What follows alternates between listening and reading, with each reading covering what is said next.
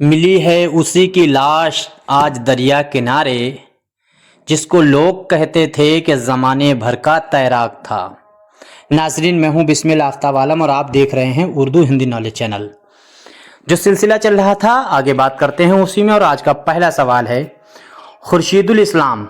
सबसे पहले यहाँ से देखना है कि खुर्शीदुल इस्लाम, रशीद अहमद सिद्दीकी और मोहम्मद हसन अस्करी, कम से कम ये तीन लोगों के नाम आपको मालूम होना चाहिए। ये किस तनकीदी दविस्तान से ताल्लुक़ रखते हैं? तरक्की पसंद हैं, तासुराती हैं, जमालियाती हैं या फिर मार्कसी हैं? तो इसमें जिस बच्चे ने आंसर दिया होगा तासुराती, ज़्यादा एक्सप्लेन नहीं करेंगे लेकिन काम की चीज़ें फिर भी बता दूंगा। तासुराती तनकीद जो है वो कारी पर तासुर देखती है। इससे मुतालिक तीन अंग्रेज़ों के नाम आपको याद रखना है। जैसे तीन उर्दू के नाम खुर्शीदुल इस्लाम, रशीद अहमद सिद्दीकी और मोहम्मद हसन अस्करी का नाम आपको याद रहेगा। इसी तरह से वॉल्टर पीटर, स्पेंगार्न और साथ ही साथ में कोर्चे और सातिर, ये चार लोग जो हैं, इन चारों अंग्रेज़ों का भी नाम अगर पूछा जाए, उनका भी ताल्लुक जो है वो तासुराती तनकीद से है। एलटी ग्रेड में बहुत ज़्यादा डीप नहीं पूछा जाएगा, जहां तक पूछा जा सकता है वहीं तक आपको ले जाने की कोशिश करेंगे। मजनू गोरखपुरी का नाम भी आपको जहन में रहना चाहिए कि तासुराती आदमी शुरू में था सबसे पहले, बाद में वो बदलते रहे, तरक्की पसंद, फिर साइंटिफिक और इस तरह से अलग अलग। अब अगला सवाल देखिए। सवाल है, ये एक कॉल है जो आपको बताना है कि हर तख्लीकी इक्तसाब अपने ज़माने की मादी दुनिया का तख्लीकी अक्स होता है। ये कॉल किसका है?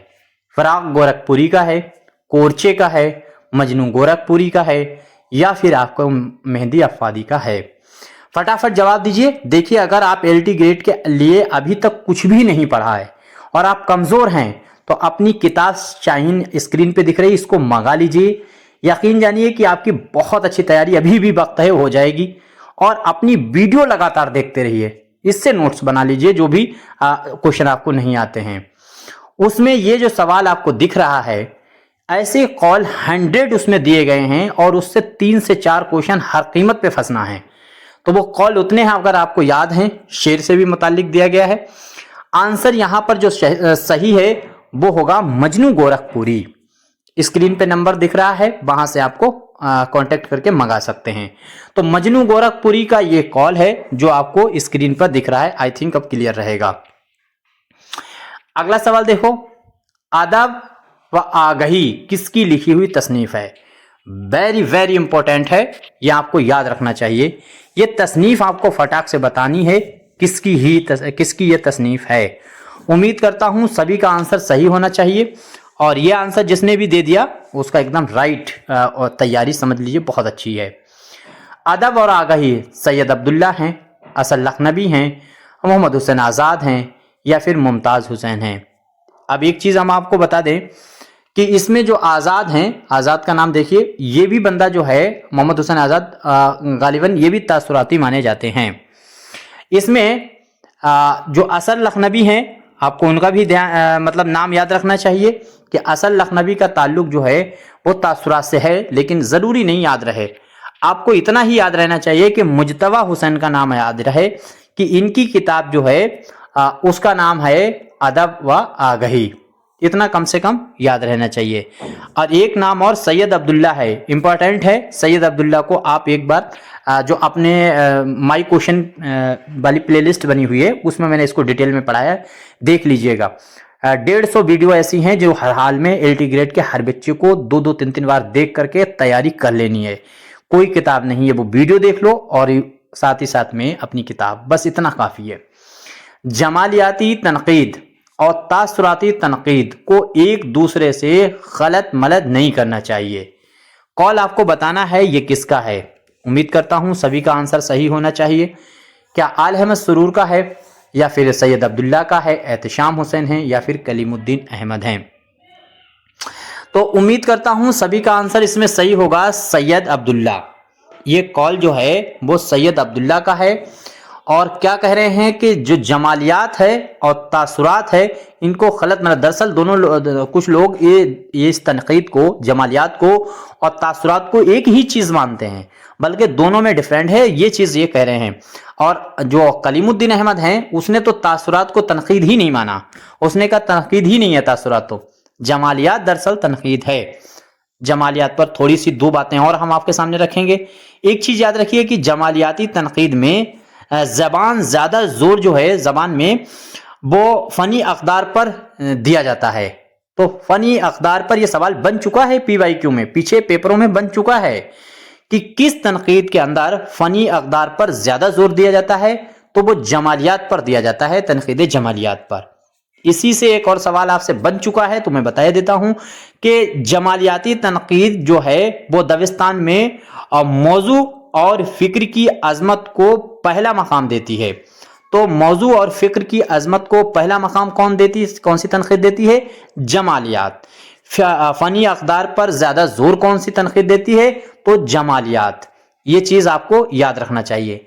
जमालियात की खूबी क्या है कि ये हैयत जो है शेरो शायरी में क्या है, लफ्ज कैसे हैं, इन पर गौर करती है और सबसे ज्यादा अच्छा काम जमालियात पर शिबली नोमानी ने किया। इतनी जानकारी बहुत है। बाकी रोज अगर आप देख रहे हैं तो रोज रोज हम आपको नई नई जानकारियां देते ही रहते हैं। कल की वीडियो में मैंने कहा था, जॉर्ज गुरिसन का एक कमेंट आया था कि जॉर्ज गुरिसन ने जो है वो आपको याद रखना है 179 जो है वो हिंदुस्तान के अंदर जबानें बोली जाती हैं, ये बात कही है जो उनकी किताब है लिसानियाती जायजे उसके अंदर, और मेरी जबान से ये 189 निकल गया था। तो 189 नहीं, जबान ने कुछ भी कहा हो, मेरा हाथ जो चल रहा है वो देख लेना चाहिए, इसलिए स्क्रीन पे मैंने लिखा था, कल भी सही लिखा था लेकिन बोल गलत गया था। 179 जो है वो याद रखना है। 179 जबानें हिंदुस्तान के अंदर बोली जाती हैं। जॉर्ज गुरिसन हैं उनके मुताबिक उनकी किताब linguistic survey of India, English में अगर पूछा जाए, उर्दू में अगर उनकी किताब पूछी जाए तो लिसानियाती जायजे, वो याद रखना। अगला सवाल देखिए, जेल में कौन सा तनकीदी दविस्तान मौजू और फिक्र की अजमत को पहला मकाम देता है? देखिए ये तो मैंने आपके सामने क्लियर ही कर दिया बहरहाल, फिर भी लेकिन अब तो याद ही रहेगा। इसमें आंसर जो आपका सही हुआ होगा वो जमालियात मैंने बताया था, तो जमालियात आंसर एकदम राइट होने वाला है। ये दो चीजें मैंने कहा, जमालियात में ही ये सारी खूबियां हैं, जमालियात को हर हाल में आपको जहन में रखना चाहिए। आगे देखिए, लिसानियात के जाविये से लफ्ज के मानवी मताले के कुल कितने पहलू हो सकते हैं? ये रिपीट हो चुका है 2-3 बार, और आपकी तरफ से एक कमेंट भी आता है कि बहुत बच्चे करते हैं कि सर आप बहुत हाई लेवल के क्वेश्चन लेकर के आते हैं। तो भाई साहब, हर बच्चा जो सरल क्वेश्चन है, इजी क्वेश्चन है, वो सभी बच्चे सही करेंगे। आप यहां से सिर्फ, मैंने मेरी वीडियो पे ऊपर लिखा मिलता है कि सामान्य से विशेष की तरफ, इसका मतलब है जनरल जो चीजें हैं उनसे हम आपको गहराई की तरफ ले जा रहे हैं। जहां से 4-5 क्वेश्चन आपके गलत हो जाते हैं और उसी से सिलेक्शन रुक जाता है, फाइनल में आप नहीं पहुंचते हैं या सिलेक्शन रुक जाता है, उसको कवर करने के लिए। और इससे पहले कि आप वीडियो देखेंगे तो वो सारी चीजें जो जनरल होती है वो मैं पढ़ा चुका हूं। आप नए आए होंगे इसलिए आपको नहीं मालूम है। आंसर आपका सही होगा 5 आप देखिए, लिसानियात के जाविये से लफ्ज के मानवी मताले कुल कितने पहलुओं में पहलू हो सकते हैं? तो 5 पहलू हो सकते हैं। ये 5 का फैक्ट बहुत इंपॉर्टेंट है उर्दू में, और मैंने इसके बारे में डिटेल में अपनी किताबें ट्रिक में दिया गया है। तो वो ट्रिक से जो कवायद दी गई है वो वहां से याद कर लीजिए। 27 पेज का नोट है, वो हर हाल में याद कर लीजिए वहां किताब में। बड़ा है दर्द का रिश्ता ये दिल गरीब सही, बड़ा है दर्द का रिश्ता ये दिल गरीब सही। सॉरी, पूरा शेर नहीं पढ़ेंगे, आगे आपको मिसरा तलाश करना है। मैं जोश में आया तो लगातार मैं बोल ही देता इसका आंसर। तो जेल के मिसरों में से सही मिसरा बताना है। तुम्हारे नाम पे आएंगे गम गुसार चले, या हमारे अश्क तेरी आकबत सवार चले, या आगे अगला मिसरा या ये होना चाहिए, जो कुएं यार से निकले सुएदार चले, या फिर आगे होगा गिरोह में लेके गरेमा का तार तार चले। तो इसमें जिस बच्चे ने दिया होगा दरअसल पहला वो सही है, तुम्हारे नाम पे आएंगे गम गुसार चले। क्या है? बड़ा है दर्द का रिश्ता ये दिल गरीब सही, तुम्हारे नाम पे आएंगे गम गुसार चले। ये शेर दरअसल फैज अहमद फैज का है और कुयार से निकले तो सुएदार चले, ये आपको याद रखना है। और उम्मीद करता हूं सभी का आंसर सही हुआ होगा। देखिए मेरे पढ़ाने का तरीका, मेरे क्वेश्चन अगर अच्छे लगते हैं तो आपको वीडियो बगैर कहे लाइक करना चाहिए, और नहीं अच्छे लगते तो डिसलाइक कीजिए और मशवरा अपना दीजिए। दोनों काम आपको कर सकते हैं। और वीडियो देखने के लिए आप चैनल को सब्सक्राइब कीजिए और दूसरे साथियों को जरूर शेयर कीजिएगा। जरूरी नहीं LT ग्रेड है, GIC है, असिस्टेंट प्रोफेसर है, इन सभी चीजों की मैं फ्री तैयारी कराता हूं। बस उसके मवाद के लिए अपनी किताब है वो उस पर को ले सकते हैं, 200-300 रुपए की बुक होगी, वो आप अपने घर मंगा सकते हैं। इतना काफी है, बाकी कोर्स मैं नहीं बेचता, ना मेरे कोई लाइव क्लास आते हैं। आगे देखिए, हयती तनकीद किसकी किताब है? खलीक अंजुम की, मोहम्मद हसन की, रशीद हसन खान की, या फिर कलीमुद्दीन अहमद की? उम्मीद करता हूं सभी का आंसर सही होना चाहिए। फटाफट जवाब दीजिए, और बहुत आसान सा सवाल है। तो इसमें आंसर आपका सही होगा, सॉरी मोहम्मद हसन आपको याद रखना है। खलीक अंजुम ये गलत मैंने लगा दिया है, सॉरी। हाँ, इसमें आंसर जो सही होगा वो होगा मोहम्मद हसन। ठीक है, तो मोहम्मद हसन की हयती तनकीद है। मतनी तनकीद अगर पूछा जाता है तो फिर आपका जवाब होना चाहिए था खलीक अंजुम। दरअसल वो यहां से गड़बड़ हो गया। 4 किताबें मैं आपको फिर से एक बार बताता हूं कि बागो बहार, फसाना अजाइब, सहरुल बयान और गुलजार नसीम, ये 4 किताबों को तदवीन और मुरत्तिब करने का काम रशीद हसन खान ने किया है। कतई दिमाग में बिल्कुल फीड कर लीजिए। कलीमुद्दीन अहमद की 2 किताबें बिल्कुल फीड हो जानी चाहिए। उर्दू शायरी पर एक नजर, फिर उर्दू तनकीद पर एक नजर। पहले उर्दू शायरी पर एक नजर करी, फिर उसके बाद में उर्दू तनकीद पर। ये 2 किताबें, ठीक है, आपको याद रहनी चाहिए। अगला सवाल, बागो बहार को उर्दू जबान के लिए पेश बा इजाफा किसने कहा है? ये सवाल देखिए 2 बार 3 बार रिपीट हो चुका है। अच्छा, कुछ बच्चे कह रहे हैं कि पेपर आसान आता है, मतलब इतने टफ आप सवाल पढ़ाते हैं। तो कल 12 तारीख कल थी, कल 12 तारीख को राजस्थान उर्दू का पेपर असिस्टेंट प्रोफेसर का हुआ है। उसको एक बार देख लीजिए, आपका मजा आ जाएगा। बिल्कुल देख लीजिए कि कितना टफ पेपर आया है। आप 50, 60, 70 क्वेश्चन तक पहुंच नहीं पाएंगे उसमें, अगर जरा सा भी ढीले हैं। 50 क्वेश्चन, 50% क्वेश्चन आप नहीं सही कर पाएंगे, 50%, और निगेटिव मार्किंग है, आप 50 में ही निपट जाएंगे। तो इतना टफ आ रहा है, तो मेरी मजबूरी है कि हम आपको अच्छे से अच्छा मवाद दे पाए। गिलक्रिस्ट का नाम आपको याद रखना है, उसी ने यह बात कही थी। जॉन गिलक्रिस्ट के बारे में कल मैंने तमाम चीजें आपको बताई थी। अगला सवाल देखिए, इकबाल की नज्म आफताब किससे माखूज जो है तर्जुमा है? तो किससे माखूज तर्जुमा है ये आपको बताना है। क्या आपको बताना है? माखूज अज इमरसन से ये तर्जुमा है, यहां से देखिए कहां गया, या फिर तर्जुमा अज भरतरी जो है उससे दिया गया है, भरतरी से दिया गया है, या फिर माखूज अज विलियम जो है कॉपर से दिया गया है, या तर्जुमा अज गायत्री से दिया गया है। तो इकबाल जीनियस इंसान थे, और इकबाल टॉप लेवल पे कैसे पहुंचे? उसकी वजह यही है कि बहुत ज्यादा इस बंदे ने चरवा उड़ाया है दूसरी चीजों पुरानी निकाल के, लेकिन पुरानी चीजें इतनी लोगों को नहीं पता है कि वो पकड़ पाए कि इसने चरवा उड़ाया है। दरअसल संस्कृत को अगर आपने पढ़ा है तो आप अच्छे से जानते हैं, इसने संस्कृत का खूब चरवा उड़ाया और संस्कृत की खूब ज्यादा नज्मों को और अपने उनके ख्यालात को अपनी शायरी में डाल दिया। लोगों को लगा कि बहुत बड़ा फलसफी है, बट शायर तो बड़ा है, ये मानते हैं, इसमें कोई दोष नहीं, इसमें कोई शक नहीं है। तो तर्जुमा अज गायत्री का जो है वो इसने आफताब जो नज्म है उसके अंदर लिया गया है। एक किताब अभी अपनी आएगी इंशाल्लाह जल्दी से जल्दी, अर्थशास्त्र। याद रखिएगा, GS का आपसे सवाल पूछा जा सकता है कि अर्थशास्त्र किसकी किताब है। तो 15 बुलेटिन में वो किताब है, और वो लिखी हुई जो है चाणक्य की है। चाणक्य की ये किताब कई बार पूछी गई है, क्योंकि जो तक्षशिला विश्वविद्यालय है पाकिस्तान रावलपिंडी में था, प्राचीन विश्वविद्यालय, उसका प्रोफेसर था, तो उसकी किताब है अर्थशास्त्र। अभी उर्दू में किसी ने उसका तर्जुमा नहीं किया, और ये नाचीज मैं आप सभी की दुआओं से उसका तर्जुमा कर रहा हूं, और लगभग 9 अध्याय उसके कर दिए हैं, बाकी रह गए हैं, वो भी आपके सामने आएंगे, और वो किताब हम आपके सामने लाएंगे, मार्केट में लाएंगे।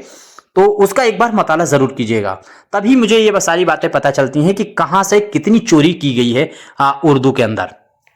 आगे देखिए, शेख बुरहानुद्दीन जानम किस अफसाने का किरदार है? बहरहाल वैसे तो मुझे उर्दू आती नहीं है, लेकिन कोशिश कर रहा हूं सीख जाऊं, हम तो हिंदी के विद्यार्थी हैं। ये गाजी, ये तेरे पुरस्रार बंदे, या फिर 12 घंटे, रोशनी की रफ्तार, मेरी मौत। उम्मीद करता हूं सभी का आंसर है। देखिए ये दोनों अफसाने जो हैं वो कुर्रतुल ऐन हैदर के हैं, ये भी आपको याद रखना चाहिए। आंसर यहां सही होगा मेरी मौत। कैरेक्टर आपको जरूर याद रहने चाहिए। तो शेख बुरहानुद्दीन जानम, ये कैरेक्टर इन्हीं का है। अब ये सवाल देख लीजिए, मेरा फेवरेट सवाल है और मुझे मजा आता है। मेरे व्हाट्सएप चेक किया होगा तो यही मिसरा आपको लिखा मिलेगा इसी नज्म का, इसी गजल का। क्या है? फिर देखिए अंदाज़े गुल अफशानी गुफ्तार, इसका अगला मिसरा क्या होगा?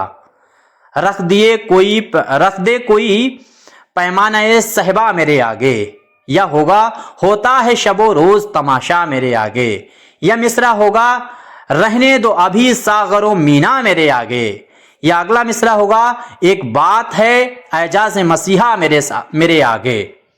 ये गजल है गालिब की, और जो गुरूर गालिब के वहां है, बाकी तो सब प्रोसेस में है, बाकी तो सब शायर हैं। शायर तो एक ही है जिसका नाम है गालिब, बस वो मुझे लगता है कि वैसा कमाल नहीं हो सकता। उसकी एक गजल है, बाजी चे अतफाल है दुनिया मेरे आगे, और होता है शबो रोज तमाशा मेरे आगे। ने क्या यार, दुनिया है ये कचरा है, दुनिया साले बच्चों का खेल है मेरे सामने, दुनिया की वैल्यू क्या है?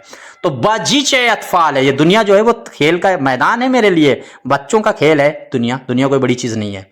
ये गुरूर जो है वो गालिब के अंदर ही मिल सकता है। दरअसल यहां पे जो मिसरा आएगा, रख दे कोई पैमाना सहबा मेरे आगे, ये उसी गजल का है। और ये जो मिसरा है, ये मिसरा है जो मतला है उसी का दिया गया है नीचे वाला, होता है शबो रोज तमाशा मेरे आगे, बजीचे अतफाल है दुनिया मेरे आगे। तो गुरूर जो गालिब का है वो किसी का गुरूर नहीं है, गालिब ना ये हाली का है। चूंकि आपसे पूछा जा सकता है इसलिए हम बता देते हैं। और ये शेर जो है वो चीनी शायर में कन्हैया लाल कपूर ने यूज किया था, बट मुझे याद आ गया तो मैं आपके सामने बता देता हूँ। अब जो पहला जो लिखित सवालात है वो देखिए स्क्रीन पर, उर्दू मसनवी का इर्तिका। कई बार मैंने कहा था उर्दू मसनवी का इर्तिका, उर्दू कसीदे का इर्तिका, उर्दू गज़ल का इर्तिका, इस तरह के नाम पर जो तसानीफ़ें लिखी गई हैं वो आपको याद होनी चाहिए। तो उर्दू मसनवी का इर्तिका जो है वो किसकी लिखी हुई तसनीफ़ है? मोहम्मद हसन का नाम आपको मालूम है, साथ ही साथ में जो है अब्दुल कादिर सरवरी का है, महमूद इलाही का है, खलीक अंजुम का है।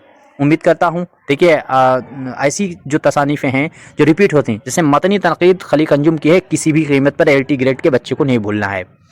मोहम्मद हसन के बारे में आपको याद रखना है, मशरिक़ी तनकीद आपको याद रखना, तनकीदी तजरियात आपको याद रखना है। ये दो इंपॉर्टेंट इनकी किताबें हैं।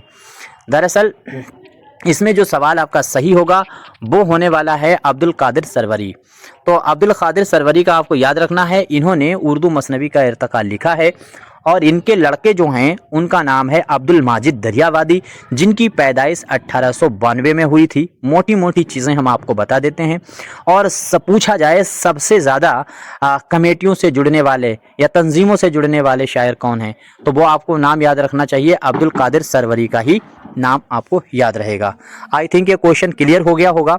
अब इसके अलावा आपको अगर कुछ डाउट लगता है तो ज़रूर पूछेगा। सवाल आपके सामने स्क्रीन पर दिख रहा है कि ड्रामा यहूदी की लड़की में कुल कितने सीन हैं।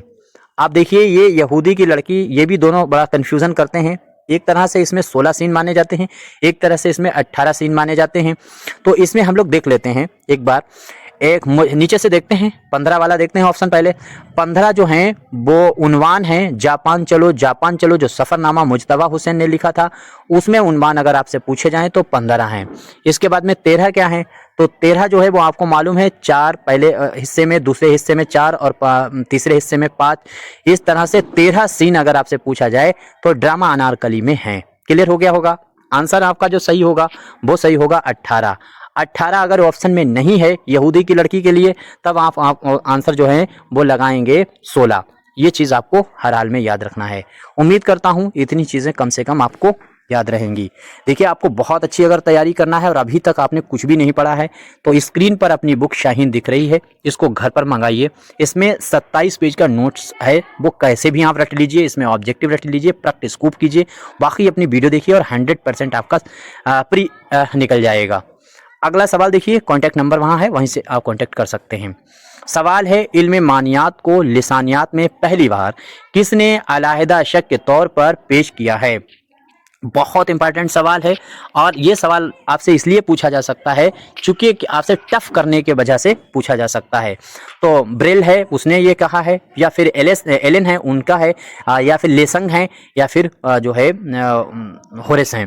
अब इसमें देखिए होरेस तो गलत लिख दिया, यहाँ पर आंसर आपका सही होगा लेसंग। लेसंग का नज़रिया आपको हर हाल में याद रखना चाहिए। मारूजियात का नज़रिया आपसे पूछा जाए वो टी एस इलियट का है। उल्बियत का नज़रिया आपसे अगर पूछा जाए तो वो है लॉन्जाइंस का नजरिया है। तो उल्वियत का नजरिया कम से कम याद रहे लॉन्जाइंस का है। यहाँ पर जो आपको स्क्रीन पे दिख रहा है ये लेसंग का है। और मारूजियत का हर हाल में आपको याद रखना चाहिए, वो नजरिया जो है वो टी एस इलियट का है। पूछा जाता है इसलिए मैं आपके सामने रखता हूँ। देखिए क्वेश्चन अगर आपको अच्छे लगते तो अपनी वीडियो लाइक करना चाहिए, वरना अच्छे नहीं लगते तो डिसलाइक करना चाहिए और साथ ही साथ में आपको अपना मशवरा देना चाहिए। अब इसमें अगला सवाल है कि सरारे इश्क है उसमें राजा, ये मिसरा देखिए, सरारे इश्क है उसमें राजा कि हुए इश्क बाजी इश्क बाजा, ये मुकम्मल शेर दिया गया है। दरअसल ये कई बार रिपीट हो चुका है तो मैंने आपके सामने शामिल कर दिया। कुतुब मुश्तरी हैं, विकट कहानी है, कदम राव पदम राव है, या फिर फूलवन है। इसमें आपको याद रखना, देखिए फूलवन के बारे में आपको पता है इब्ने निशाती की लिखी हुई है, मजहरुद्दीन इनका असल नाम था। साथ ही साथ में इनके बारे में याद रखना है जो फूलवन मसनबी है, ये इसमें कुल मिलाकर के अगर किससे पूछे जाते हैं तो 6 हैं, और अगर आपसे मरकजी पूछे जाते हैं तो 3 हैं। ये सवाल दोनों तरह से घुमा फिरा करके पूछा जा सकता है। उर्दू की पहली मसनबी आपसे पूछा जाए तो वो विकट कहानी है, वो सॉरी कदम राव पदम राव है। और अगर आपसे पूछा जाए इसमें जो आंसर आपसे सही पूछा गया है तो वो फूलवन ही आंसर आपका सही होने वाला है। ये शेर जो है वो फूलवन से ही लिया गया है। एक बार शेर देख लीजिए और फिर आपको अपने पास अगर नहीं आता है तो नोट कर लेना चाहिए। अब अगला देखिए, अब्दुल कादिर सरवरी ने मार्फीम के लिए कौन सा उर्दू लफ्ज़ इस्तेमाल किया है? देखिए मार्फीम के लिए लफ्ज़ कौन सा इस्तेमाल किया होगा? क्या इसमें रूप होगा, तश्कीला है, रुख है, या फिर हैयत है? यहाँ पर हैयत आप देखिए, हैयत के लिए जो लफ्ज़ अंग्रेज़ी में आता है वो फार्म आता है, यानी हैयत के लिए लफ्ज़ जो है वो फार्म आता है। ये चीज़ आपको याद रखना है। फार्म किसके लिए आता है? हैयत के लिए। हैयत किसकी एग्जाम्पल होता है तो वो जमालियात का। हैयत किस में इस्तेमाल होती है तो जमालियाती तनकीद में। देखिए मैं कोशिश करता हूँ आपको अच्छा कंटेंट दे पाऊँ। अब यहाँ पर जो आंसर आपका सही होगा वो होगा तश्कीला। तश्कीला कई बार पूछा गया है। अब्दुल कादिर सरवरी इंपॉर्टेंट राइटर है, मुखजन इनका रिसाला आपको याद रखना चाहिए। इन्हीं ने शमा और शायर को जो है वो बांगे दरा का दिल कहा है, और ये जो दोस्त हैं वो इकबाल के हैं। ये सब मोटी मोटी चीज़ें हैं जो आपको मालूम होंगी। आई थिंक जो चीज़ नहीं मालूम है या जो चीज़ मशवरा चाहते हैं आप मुझसे कॉन्टेक्ट करते हैं, और घर का फर्स्ट अपना लोगों को जो फर्स्ट पेपर है उसको भी हम 2-3 तारीख जनवरी से जब फ्री होंगे तब आपको पढ़ाना शुरू करेंगे, और उतना ही पढ़िएगा। देखिए दिल्ली कॉलेज के पहले प्रिंसिपल का नाम आपको बताना है। तो दिल्ली कॉलेज, देखिए दिल्ली कॉलेज का क़याम आप पिछली वाले वीडियो में मैंने पूछा था कि किस कमेटी के तहत इसका क़याम हुआ है, तो नहीं देखा है तो वो वीडियो ज़रूर देखिएगा। एक्सप्लेन करते हुए हम चलते हैं। एक चीज़ आपको याद रखना है कि यहाँ पर जितने ऑप्शन देख रहे हैं इन सभी का ताल्लुक जो है वो दिल्ली कॉलेज से ही है। एक बात क्लियर होना चाहिए कि दिल्ली कॉलेज से इनका ताल्लुक नहीं, सॉरी इसमें गिलक्रिस्ट का ताल्लुक दिल्ली कॉलेज नहीं, ये फोर्ट विलियम का है। बाकी ये जो नीचे दिए गए हैं इनका तीनों का ताल्लुक जो है इतने जो हैं तीनों, इनका ताल्लुक जो है वो दिल्ली कॉलेज से ही है। आई थिंक कितना क्लियर रहेगा। दिल्ली कॉलेज की स्थापना आपको मालूम है, वो उसकी ज़रूरत नहीं बताने की। अब इसमें प्रिंसिपल की तरतीब बहुत पूछता है, तो सबसे पहले इसमें जो आंसर आपका सही होने वाला है वो होगा मिस्टर J.H. टेलर। देखिए दरअसल ये नाम जो है वो जोसेफ हेनरी टेलर है। नाम ओरिजिनल जो है वो जोसेफ हेनरी टेलर है, लेकिन जब आपसे शॉर्ट करके पूछ लिया जाएगा तब बहुत मुश्किल हो जाएगा। तो शॉर्ट में भी नाम आपको याद रखना है मिस्टर J.H. Henry Taylor.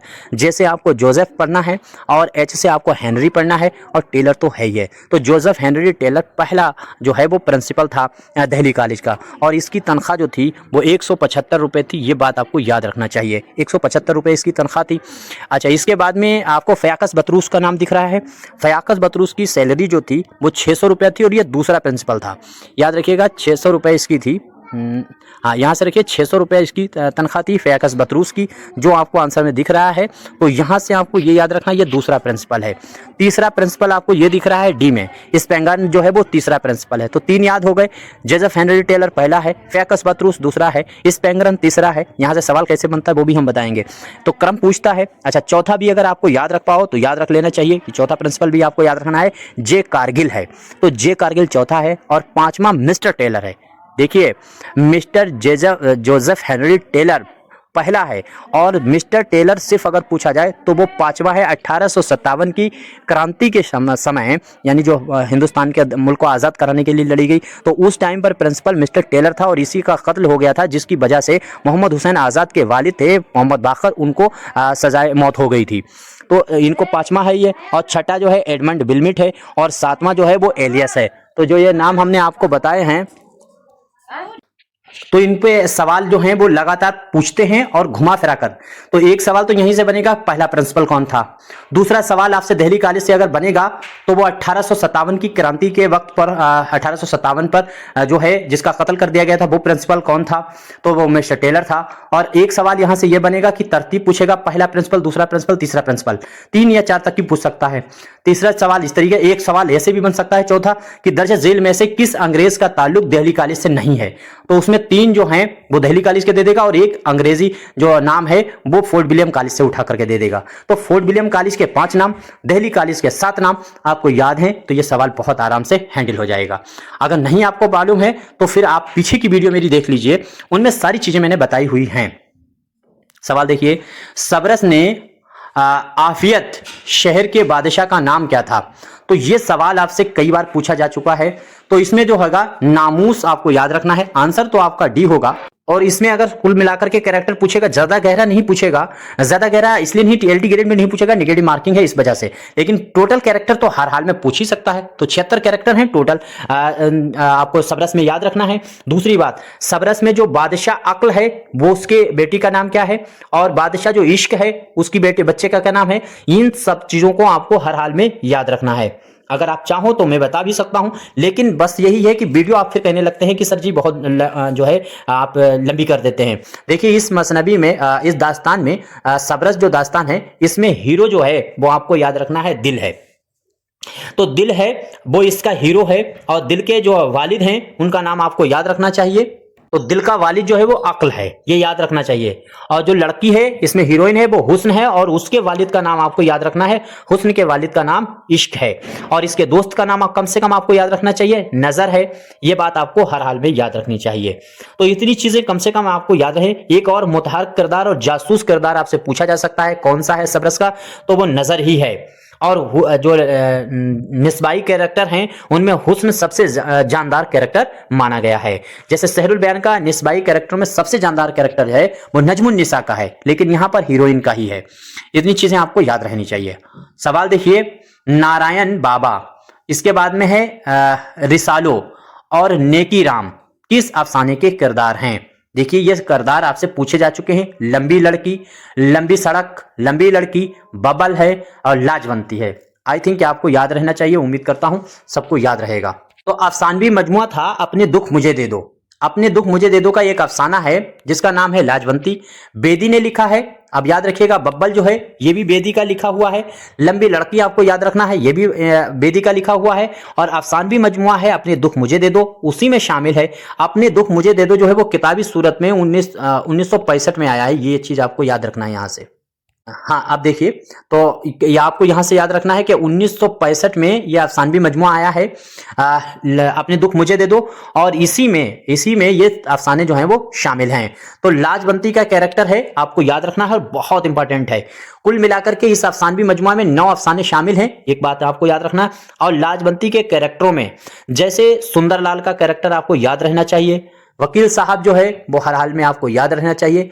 ये आपको कैरेक्टर कम से कम याद रहने चाहिए। अब अगला सवाल देखिए, सवाल है कुंदन। कुंदन, इसके बाद में चैपलन, फादर हश्र, और इसके बाद में लखी। ये कैरेक्टर आपको बताना है किस अफसाने के हैं। तो कुंदन आपको याद रखना चाहिए, एक ये कैरेक्टर है कुंदन, आपको याद रहना चाहिए। देखिए, कुंदन अगर खाका पूछा जाए वो रशीद अहमद सिद्दीकी का है। आगे इसके बाद में चैपलन जो है फादर हश्र, ये भी आपको याद रहना चाहिए, लखी याद रखना चाहिए। 3 कैरेक्टर जो हैं वो किस अफसाने से हैं? क्या यूकलिप्टिस के हैं, इसके बाद में फ्लोरो फ्लोरांडा के हैं, या लंबी लड़की के हैं, या फिर ये गाजी है तेरे बुरिसरार बंदे? तो इसमें आंसर जिस बच्चे ने दिया होगा, यहां पर भी थोड़ा जान लीजिए, यूकलिप्टिस। अब यूकलिप्टिस जो है वो लिखा हुआ अफसाना है कुर्रतुल ऐन हैदर का, साथ ही साथ में फ्लोरा फ्लोरांडा जो लिखा हुआ है ये भी लिखा हुआ अफसाना है, वो है कुर्रतुल ऐन हैदर का। ये गाजी ये तेरे पुरस्कार बंदे, ये भी कुर्रतुल ऐन हैदर का है। अब कंफ्यूजन यहाँ पे क्लियर क्या है? एक लंबी लड़की तो आपको मालूम है ये तो बेदी जी का है, बेदी का अभी हम लोग पीछे इस पे बात भी कर चुके हैं कि ये बेदी का है। लेकिन यूकलिप्टिस और जो है फ्लोरा फ्लोरांडा जो ऊपर के दोनों अफसाने दिए गए हैं, इन दोनों को आपको याद रखना है, ये रोशनी की रफ्तार अफसानवी मजमुआ में शामिल हैं। रोशनी की रफ्तार किसका अफसानवी मजमुआ है? तो रोशनी की रफ्तार अफसानवी मजमुआ है कुर्रतुल ऐन हैदर का। और कल भी मैंने इस अफसानवी मजमुआ के बारे में बताया था कि 1982 में यह अफसानवी मजमुआ आया था। कुल मिलाकर के इसमें जो अफसाने दिए गए थे वो 18 शामिल थे, और उसी में जो है वो यूकलिप्टिस कैरेक्टर जो है वो यूकलिप्टिस अफसाना शामिल है, जिसका ये कैरेक्टर जो है आपको स्क्रीन पर दिख रहा है। थोड़ा सा एक्सप्लेन गलत हो गया, ये चीज याद रखिए कि ये यूकलिप्टिस है, ये अफसाना जो है वो बेदी का है, मैंने कुर्रतुल ऐन हैदर गलत कह दिया, तो ये बेदी का है। बाकी हाँ खैर, और ये वाला जो है एक लंबी लड़की, ये भी बेदी का है। लेकिन ये जो दोनों हैं, जो फ्लोरा फ्लोरांडा और साथ साथ में ये गाजी ये तेरे पुरस्कार बंदे, ये गाजी भी गलत लिखा है, ये गाजी ये तेरे पुरस्कार बंदे, ये दोनों कुर्रतुल ऐन हैदर के हैं जो रोशनी की रफ्तार में हैं। बाकी रोशनी की रफ्तार की जो डिटेल मैंने बताई वो सही है। और यूकलिप्टिस को आप हर हाल में याद रखिएगा, ये बेदी का लिखा हुआ अफसाना है। अपने दुख मुझे में दे दो, ये शामिल है, और सबसे आखिर में यही अफसाना शामिल है यूकलिप्टिस। यूकलिप्टिस में एक शेर भी है, जब नैन से नैन गवाई तकिया ले बिछौना क्या। ये शेर, इसी शेर पर ये अफसाना खत्म होता है यूकलिप्टिस। तो किसका अफसाना है? बेदी का। मैं बार बार रिपीट कर रहा हूं, बोलने में कंफ्यूजन हो जाती है, इतनी चीजें याद रहना पाना, और इतनी जल्दी जल्दी बोलने में कुछ मिस्टेक हो ही सकती है। तो इसमें क्या है, यूकलिप्टिस आपको याद रखना है बेदी का है, और इसमें ये शेर पर खत्म होता है, जब नैनन से नैन गवाई तब तकिया ले बिछौना क्या, आखिर को समझ बूझ सोच प्यारे, प्यार किया तो डरना क्या। इस तरह से ये शेर जो है वो यूकलिप्टिस में ही शामिल है। और लाजवंती जो अफसाना अभी पीछे हमने कैरेक्टर पढ़े थे, वो भी अपने दुख मुझे दे दो बेदी का ही अफसाना था। देखिए, इतने चीजें आपको याद रहनी चाहिए।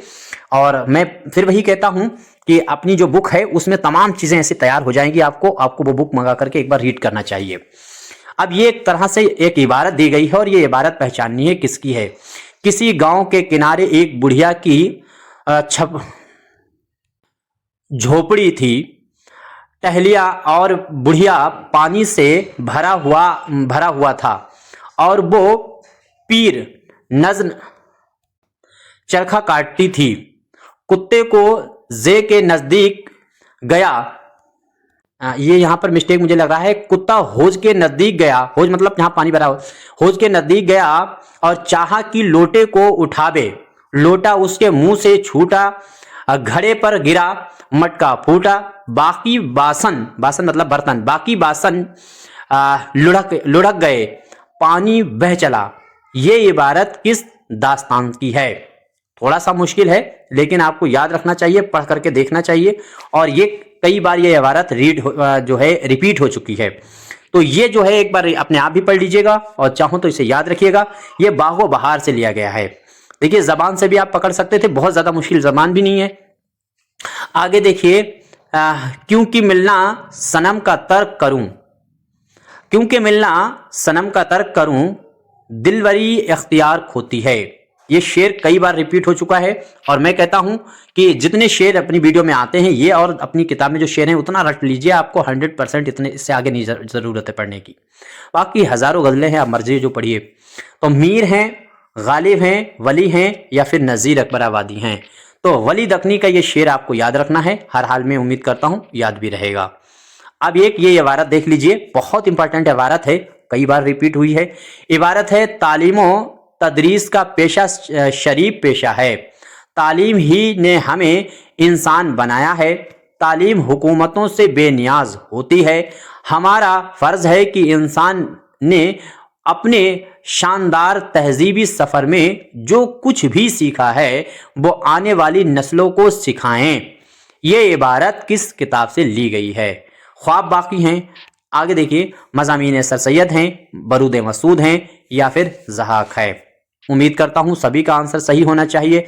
देखिए इसमें जो ख्वाब बाकी हैं ये खुद नविश्त है, आल अहमद सुरूर की है। आपको मालूम है इकबाल की नज़म से ये शुरू होती है और इसमें जो बेहतरीन खुद नविश्तें बताई गई हैं, यानी जो ख्वाब बाकी हैं ये खुद नविश्त है आल अहमद सुरूर की, लिखी भी आल अहमद सुरूर ने है।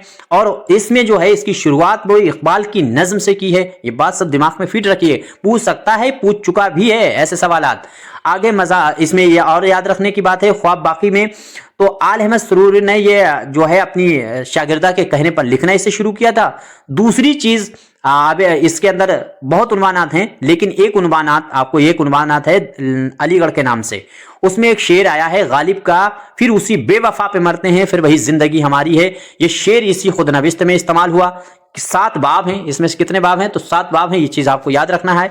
और 7 उन्वानात में लिखी गई है और इसी में जो है जो अलीगढ़ वाला है उसमें ये शेर गालिब का दिया गया है। इतनी चीजें आपको याद रहना चाहिए। नवासे और नवासियों के नाम इसका जो है वो इंतसाब किया गया है, नवासे नवासियों का नाम पूछ लेता है, ये चीज आपको याद रखना चाहिए। अच्छा, मज़ामीन सरसैयद के बारे में आपको याद रखना है। मज़ामीन सरसैयद में 20 मज़ामीन हैं। मैंने 20 मज़ामीन से 2-2, 3-3, 4-4 बातें जो इंपॉर्टेंट थी वो वीडियो में पढ़ा दी हैं, वो बात करके देख लीजिए, बस उतना ही काफी है मज़ामीन रशीद के लिए। वरूद मसूद आपको मालूम है, वरूद मसूद जो है वो 1900 से लेकर के 1989 तक के जो है इसमें हालात बयान किए गए हैं।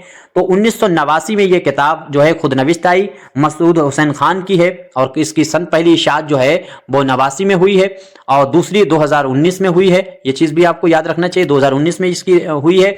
और पहली वाली जो इशाअत इसकी हुई है उसमें 17 जो है वो बाब हैं, यह हर हाल में याद रखिए। और दूसरी जो इशाअत हुई है उसमें 18 बाब हैं, ये बात भी आपको याद रखना चाहिए। इसके बाद में ये ऑप्शन में आपको ज़िहाक दिख रहा है जो सही आंसर है। ये इबारत जो आपको दिख रही है, देखिए तालीम तदरीस का पेशा जो है शरीफ पेशा है। तालीम ने ही हमें इंसान बनाया है। तालीम हुकूमतों से, यहाँ पे दरअसल हुकूमत लफ्ज जो है उससे पकड़ा जा सकता था, चूंकि जो ज़िहाक होता है वो हुकूमत करने के लिए नाहक खून करवाता रहता है। तो इस तरह से रक्कासा जो है वो नाच करके तमाम ऐसे बातें करती है जो फलसफी और आलिहाना बातें होती हैं। तो ज़िहाक के भी सीन आपको याद रखना चाहिए। कुल मिलाकर के 6 हैं और इसका प्लाट फिरदौसी से माखूज है। फिरदौसी किसकी है? तो जो फिरदौसी था शाहनामा की लिखी हुई किताब है फिरदौसी की, उसको फिरदौसी नामा भी कहा जाता है, उसी से इसका प्लाट माखूज है। 1972 में जो इमरजेंसी लगाई गई थी इंदिरा गांधी की तरफ से, उसमें तमसील इसमें बनाया गया है ज़िहाक को, इसीलिए इसको नीम तारीखी ड्रामा भी कहा जाता है। और ज़िहाक के बारे में एक चीज़ और भी याद रखिए कि इसमें जो कैरेक्टर है वो इसमें नौशाबा का कैरेक्टर हर हाल में आपको याद रखना है और फरीदू को कैरेक्टर याद रखना है। दूसरी बात, इसमें जो है अख्तरुल ईमान की जो नज्म है उसका इस्तेमाल इसके अंदर किया गया है। इसकी शुरुआत एक कोरस से होती है जब ड्रामा शुरू होता है। इतनी चीजें और इंसान के भेजे खाकर जिंदा रहने वाले शहंशाह की इसके अंदर कहानी दिखाई गई है। अच्छा, दूसरी चीज प्लाट इसका लिया गया है फिरदौसी की शाहनामा से। अब याद रखना शाहनामा के बारे में भी बातें, क्योंकि जीके जीएस में पूछा जा चुका है शाहनामा किसकी लिखी थी, तो फिरदौसी की है। और जीके जीएस में आपसे पूछ भी सकता है कि शाहनामा जो है वो किसके दरबार में लिखी गई थी, तो आपको याद रहना चाहिए नाम महमूद गजनबी का। महमूद गजनबी ने हिंदुस्तान पर कितने हमले किए? तो 17 हमले किए। कब से कब तक किए? तो 1000 से लेकर 1025 तक। ऐसे जैसे हम आपको कहानी में कहानी सुना रहे हैं, यूपीएससी ग्रेड के लिए जो हम प्रैक्टिस और आए हुए क्वेश्चनों को आपके सामने लेकर के आते हैं, उसी की ये 27 नंबर 27 नंबर की शायद वीडियो होगी। पहला आज का सवाल है कायाकल्प। ये कायाकल्प पहले सही कीजिए। कटा हुआ डब्बा, जंगल, तीनों नाम आपको याद रखना है। जंगल याद रखना है, कटा हुआ डब्बा याद रखना है और कायाकल्प। आया हुआ क्वेश्चन है, 2023 में ही इसको पूछा गया है। आपको बताना है ये तीनों अफसाने किसके हैं, कुर्रतुल ऐन हैदर हैं या फिर इंतजार हुसैन हैं या फिर साथ ही साथ में ख्वाजा अहमद अब्बास हैं या फिर आपको याद रखना है जो है ख्वाजा इलियास अहमद गद्दी। तो इसमें जो आंसर आपका सही होगा वो है इंतजार हुसैन। आपको याद रखना है इंतजार हुसैन के बारे में। देखिए, इंतजार हुसैन की पैदाइश 1923 को हुई थी, एक चीज क्लियर कर दें पहले। और इनके अफसानवी मजमूए इंतजार हुसैन के आपको याद रखना है, गली कूचे इसका रहेगा, कंकड़ी, गली कूचे, कंकड़ी, आखिरी आदमी, कछुए, खेमे से दूर, आगे समंदर है। इस तरह से ये सारे अगर हम जो बताए हैं अफसानवी मजमूए किसके हैं, तो इंतजार हुसैन हैं। एक इसकी ट्रिक आपको याद रखना है, बहुत आसानी से ये याद हो जाएंगे इंतजार हुसैन के। गली कूचे में कंकरी खेलता हुआ आखिरी आदमी शहर अफसोस में था कि कछुए खेमे से दूर निकल गए। ये पूरी एक लाइन टेंस आपको याद रखना है। ये सारे अफसाने जो हैं अफसाने में जो इंतजार हुसैन के हैं। देखिए गली कूचे में, गली कूचे से गली कूचे आपको याद रखना है। गली कूचे में कंकरी खेलता हुआ, कंकरी किसका है, इसी का है, इंतजार हुसैन का। खेलता हुआ आखिरी आदमी, आखिरी आदमी भी इसी का अफसानवी मजमुआ है। शहर अफसोस भी है, तो शहर अफसोस में था कि कछुए खेमे से दूर निकल गए। तो कछुए और खेमे से दूर, ये भी इनके अफसानवी मजमुए हैं। आप उम्मीद करता हूं याद रहेंगे। और दूसरी चीज 1923 में इनकी पैदाइश हुई थी, आपको याद रखना है। अब एक फैक्ट हम आपको बताते हैं, इंतजार हुसैन 1923 में पैदा हुए, शौकत सिद्दीकी 1923 में पैदा हुए, हबीब तनवीर 1923 में पैदा हुए, मुश्ताक अहमद यूसुफी 1923 में पैदा हुए। साथ ही साथ में अगर आप देखेंगे तो हबीब तनवीर के साथ साथ में मुश्ताक ज्ञानचंद्र जैन भी 1923 में पैदा हुए।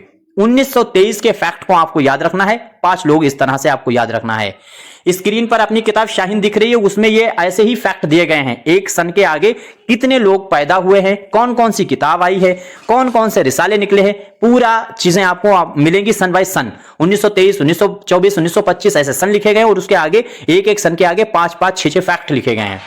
तो वहां पर से आपको याद रखना है और वहीं से ये किताब आपको अपने घर बैठे मंगा सकते हैं। यूपी टीजीटी और टी ग्रेड के एग्जाम के लिए ही ये किताब है और 2025 और 26 के ही एग्जाम के लिए मैंने लिखी है।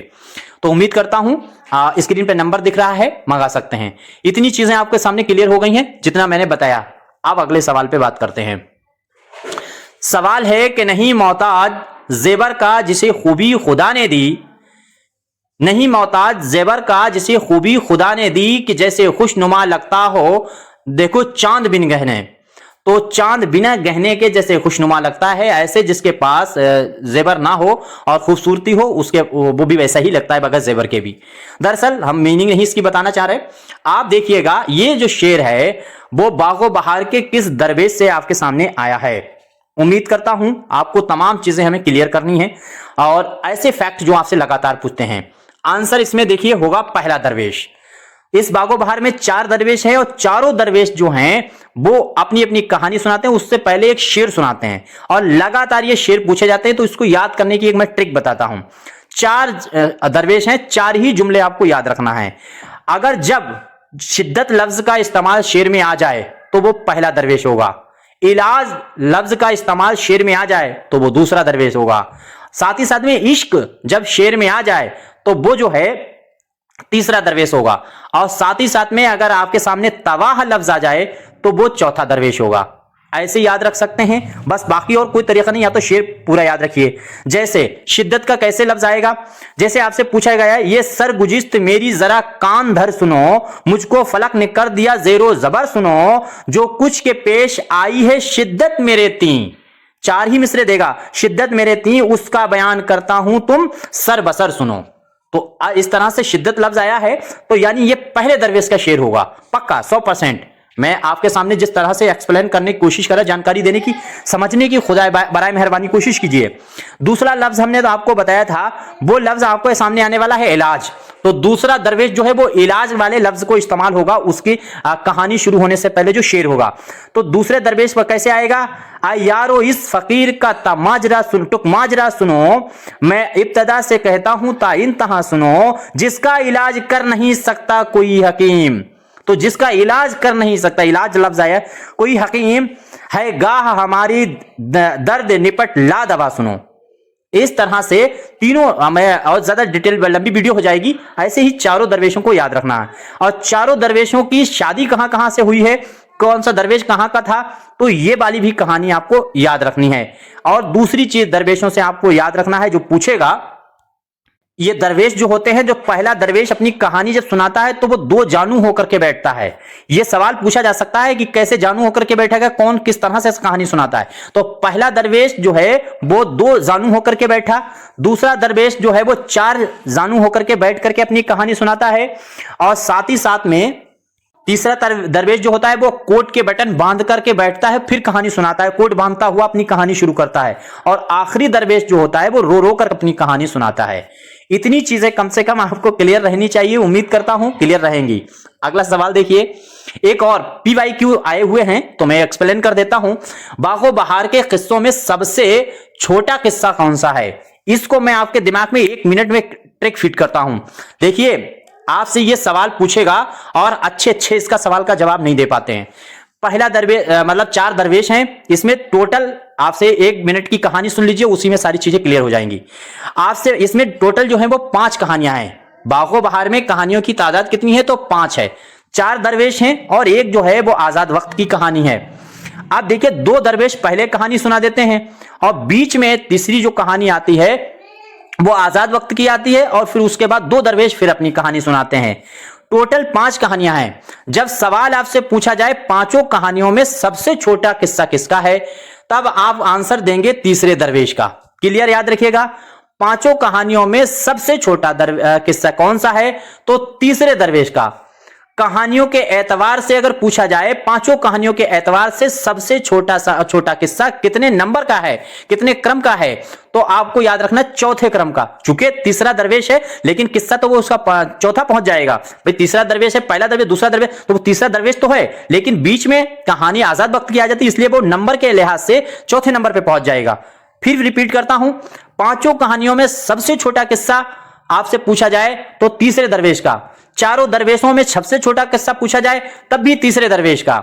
लेकिन अगर आपको तफसीलवार पूछे कि 5 तफसीलवार में कौन से क्रम तफसील का किस्सा जो है वो सबसे छोटा है, तो चौथे नंबर का, क्योंकि तीसरा दरवेश चौथे नंबर पे आएगा। अगर आपसे पूछा जाए सबसे तवील किस्सा बागो बहार का कौन सा है, तो आजाद वक्त का। याद रखिएगा, आजाद वक्त का। 4 दरवेश में सबसे तवील किस्सा कौन सा है, तो पहले दरवेश का। ये चीज आपको किसी भी कीमत पे नहीं भूलना है, क्योंकि क्रम जो है वो बहुत मिस्टेक कर दे, बहुत गड़बड़ कराते हैं। तो इस तरह से जैसे मैं आपको बता रहा हूं वैसे ही एक बार जबान से रिपीट कीजिए या खुद लिख लीजिए अपने पास। सबसे छोटा किस्सा तीसरे दरवेश का, सबसे बड़ा किस्सा आजाद वक्त का, 4 दरवेश में सबसे बड़ा किस्सा पहले दरवेश का। उम्मीद करता हूं तो पहले दरवेश का, दरवेशों के एतबार से सबसे बड़ा किस्सा जो है वो पहले दरवेश का है और कहानियों के एतबार से वो दूसरे नंबर पर आता है तवील किस्सों में, तवालत के एतबार से, क्योंकि तवालत के एतबार से 5 कहानियों में सबसे बड़ा आजाद वक्त का है। उम्मीद करता हूं क्लियर हो रहा होगा। नहीं हो रहा तो इसको 2 बार रिपीट करके कम से कम यहीं पर सुन लीजिए, आपके दिमाग में क्लियर हो जाएगी कहानी। तो इस तरह से तीसरा दरवेश आपको यहां पर बिल्कुल फिट सही होने वाला है। अब एक चीज और भी याद रखिएगा इससे मुताल्लिक। अच्छा, ये सवाल जो आपको स्क्रीन पे दिख रहा है, हुर्फे रवी का ताल्लुक किससे है, ये उस दिन पिछली वीडियो में मैं आपके सामने लाया था क्वेश्चन, लेकिन एक्सप्लेन में मैं भूल गया था। तो याद रखिए, इसका ताल्लुक काफिया से होता है और ये आपको उम्मीद करता हूं सभी को आता होगा। काफिया आपको याद रखना है, काफिया से ताल्लुक होता है रवि का। इसके बाद में अगला सवाल देखिए, सवाल है वो जो खो गए परछाइयां, सॉरी ये शेर नहीं है, मैं शेर के अंदाज में पढ़ने लगा। वो जो खो गए, 1 नंबर, दूसरा नंबर परछाइयां, तीसरा नंबर जो है वो कछुए। ये किसके अफसानवी मजमुए हैं? ये अफसाने हैं। उम्मीद करता हूं अभी मैंने एक कहानी आपको सुनाई थी इंतजार हुसैन की, उसके बावजूद देखिए कछुए के नाम से इनका अफसानवी मजमुआ भी है और कछुए के नाम से जो है वो इनका अफसाना भी है। तो इंतजार हुसैन की कहानी है, मैंने अभी आपको सुनाई कि गली कूचे में कंकड़ी खेलता हुआ आखिरी आदमी अफसोस में था, तो कछुए शहर से दूर निकल, कछुए जो है तो गली कूचे में कंकड़ी खेलता हुआ आखिरी आदमी शहर अफसोस में था कि कछुए खेमे से दूर निकल गए। तो कछुए और खेमे से दूर, ये सब अफसाने जो हैं वो इंतजार हुसैन के हैं, इसलिए इंतजार हुसैन को भूलना नहीं है। जैसे मैं ट्रिक बता रहा, हालांकि अपनी किताब में इसको दिया गया है लेकिन फिर भी याद रखने की ट्रिक है। और वहां पर एक मिस्टेक हुई है कि इसका इंतजार हुसैन के अफसाने दिए गए हैं और साथ ही साथ में वहां पर अब्दुल्ला हुसैन के अफसाने दिए गए हैं, तो ऊपर नीचे उनका नाम कर दिया मेरे, लेकिन आपके सामने वीडियो है तो वीडियो आप देख सकते हैं, तो उससे आपको पता चल जाएगा कि सही क्या है। इसके बाद में अगला सवाल देखिए कि रजब अली बेग सुरूर ने नवाब वाजिद अली शाह के दरबार में से कितने रुपए माहवार पर मुंसलिक हुए थे? तो रजब अली बेग सुरूर जो हैं वो कितने रुपए जो है लेकर के वाजिद अली शाह जो हैं उनके दरबार से जुड़े हुए थे? तो बहुत आसान सा सवाल है, उम्मीद करता हूं सभी का आंसर सही होगा। और जिस बच्चे ने दिया होगा 50 रुपए, तो 50 रुपए हर महीने इनको मिलते थे नवाब वाजिद अली के वहां से। ये चीज आपको किसी भी कीमत पे भूलना नहीं है। रजब अली बेग सुरूर के बारे में अगर पहली तसनीफ आपसे पूछी जाती है तो वो आपको हर कीमत पे याद रखना चाहिए। तो वो ये फसाना अजाइब ही है जो इनकी पहली 1824 में लिखी गई तसनीफ है। 1824 हर हाल में आपको याद रखना है, 1824 में इसको लिखा है। शगुफाए मोहब्बत इनकी दूसरी किताब है, वो 1856 में लिखी थी। देखिए बोलने में बाई चांस मुझसे मिस्टेक हो सकता है, लेकिन आप जरूर बताइएगा, आप कोई भी मशवरा है जरूर दीजिएगा। वीडियो अच्छी लगती तो लाइक कर सकते हैं, नहीं अच्छी लगती तो डिसलाइक कर सकते हैं। मशवरा जरूर दीजिएगा, अगर डिसलाइक करते हैं तो मशवरा दीजिएगा जो भी कमी आपको लगती है। तो अब ये चीज आपको याद रहना चाहिए। अब एक चीज आपसे और भी आपसे पूछी जा सकती है कि फसाना अजाइब जो है वो किसके फरमाइश पे इन्होंने लिखी है, तो वो हकीम असद अली खान की फरमाइश पे लिखी है, क्योंकि फरमाइश से पूछते रहते हैं, हो सकता है कहीं आप मिस्टेक कर जाएं। अगला सवाल देखिए, रजब अली बेग सुरूर ने शविस्तान सुरूर का अलिफ लैला का आसान जबान में तर्जुमा किया था, किसकी फरमाइश पे? देखिए 2-3 चीजें यहां से क्लियर होंगी। एक तो यह कि शविस्तान सुरूर जो है वो किताब रजब अली बेग सुरूर की है, उसमें खुलासा का है तो अलिफ लैला का है। अलिफ लैला का खुलासा किसकी फरमाइश पे किया गया? तो आपका आंसर सही होगा मुंशी शिव नारायण। यहाँ पे शिव गलत लिखा है, वाव होना चाहिए। तो शिव नारायण जो हैं उनकी फरमाइश पे ये अलिफ लैला का तर्जुमा किया गया है। और एक चीज याद रखिएगा कि ये आपसे पूछा जा चुका है। अभी असिस्टेंट प्रोफेसर का जो एग्जाम 2025 में ही 17 अप्रैल को हुआ था, उसमें भी पूछा गया अलिफ लैला का तर्जुमा। तो अलिफ लैला का तर्जुमा ये पूछ चुके हैं, इसलिए आपको याद रखना है किसकी फरमाइश पे किया है। अब दूसरी चीज भी आपको याद रखिएगा, पहला नाम आपको दिख रहा है महाराजा अलवर। महाराजा अलवर जो अलवर के राजा थे, उनके दरबार से भी रजब अली बेग सुरूर जुड़े रहे थे, और रजब अली बेग सुरूर की ये बात आपको याद रखना है। दूसरा एक नाम आपको और दिख रहा है, वो भी नाम आपको याद रखना है, ये नाम है ईश्वरी प्रसाद सिंह का। तो ईश्वरी प्रसाद सिंह इनका नाम भी आपको याद रखना है। इनकी फरमाइश पे, ईश्वरी साहब की फरमाइश पे ही रजब अली बेग सुरूर ने गुलजारे सुरूर लिखी। तो गुलजारे सुरूर किसकी फरमाइश पे? ईश्वरी प्रसाद नारायण के सिंह की फरमाइश पे लिखी है। और जो अलिफ लैला लिखी है वो मुंशी शिव नारायण की जो है फरमाइश पे लिखी है। ये आपको मतलब किसी भी तरीके की कंफ्यूजन नहीं होनी चाहिए। उम्मीद करता हूं कि आप चीज से क्लियर हो रही होंगी। और ये इन्होंने फरमाइश जो की थी ईश्वरी प्रसाद ने, तो बनारस में इनसे ये फरमाइश की थी लिखने के लिए। ये बात आपको याद रहेगी। अगला सवाल देखिए कि दर्ज झेल में से किस दास्तान में किरदार सैयारों के नाम पर लिखे गए हैं? तो किरदार हैं सैयारों के नाम पर। उम्मीद करता हूं सभी का आंसर सही होगा और फटाफट जवाब दीजिए। तो 2 चीजें हम आपके सामने यहां पर भी क्लियर करेंगे, एक है कुतुब मुश्तरी और एक है बोस्तान ख्याल। तो देखिए दास्तान में जो सैयारों के नाम पर किरदार लिखे गए हैं, तो आपका आंसर होना चाहिए बोस्तान ख्याल, क्योंकि बोस्तान ख्याल जो है वो दास्तान है। लेकिन मसनवी अगर आपसे पूछा जाए तो वो आपका जवाब हो जाता क्या कहते हैं, कुतुब मुश्तरी। क्योंकि कुतुब मुश्तरी में जो नाम इस्तेमाल हुए हैं, चाहे वो मिरी खान हो, चाहे वो मेहताब परी जो मेहताब माने चांद होता है, तो सैयारों ही के नाम हैं, वो खुर्शीद है, जो भी हैं इस्तेमाल हुए हैं। तो बोस्तान ख्याल और कुतुब मुश्तरी दोनों में सैयारों के नाम पर ही किरदार हैं, लेकिन बोस्तान ख्याल जो है वो दास्तान है और कुतुब मुश्तरी जो है वो मसनवी है। इस तरह से आपको चीजें क्लियर हो गई होंगी। दूसरी चीज आपके सामने क्लियर करेंगे, बोस्तान ख्याल जो है वो फारसी में लिखी गई तो 15 जिल्द में, ठीक है। फारसी में इसकी जिल्द कितनी है, शाया हुई है 15 जिल्द में, और उर्दू में इसकी जिल्द जो है उनका तर्जुमा सिर्फ 9 ही जिल्द में हो गया है। तो 15 जिल्द आपको याद रखना है फारसी में, और 9 जिल्द आपको याद रखना है बोस्तान ख्याल की हुई है वो उर्दू में। इतनी बात याद रखिएगा। और बोस्तान ख्याल का तर्जुमे की फरमाइश भी आपको हर हाल में याद रखनी चाहिए। तो वो रशीदुद्दीन खान ने इसकी फरमाइश की थी, रशीदुद्दीन खान ने फरमाइश की थी, इसीलिए इसका शुरू में नाम जो है वो फरमाइश रशीदी भी रखा गया था बोस्तान ख्याल का। उम्मीद करता हूं सभी को याद रहेगा।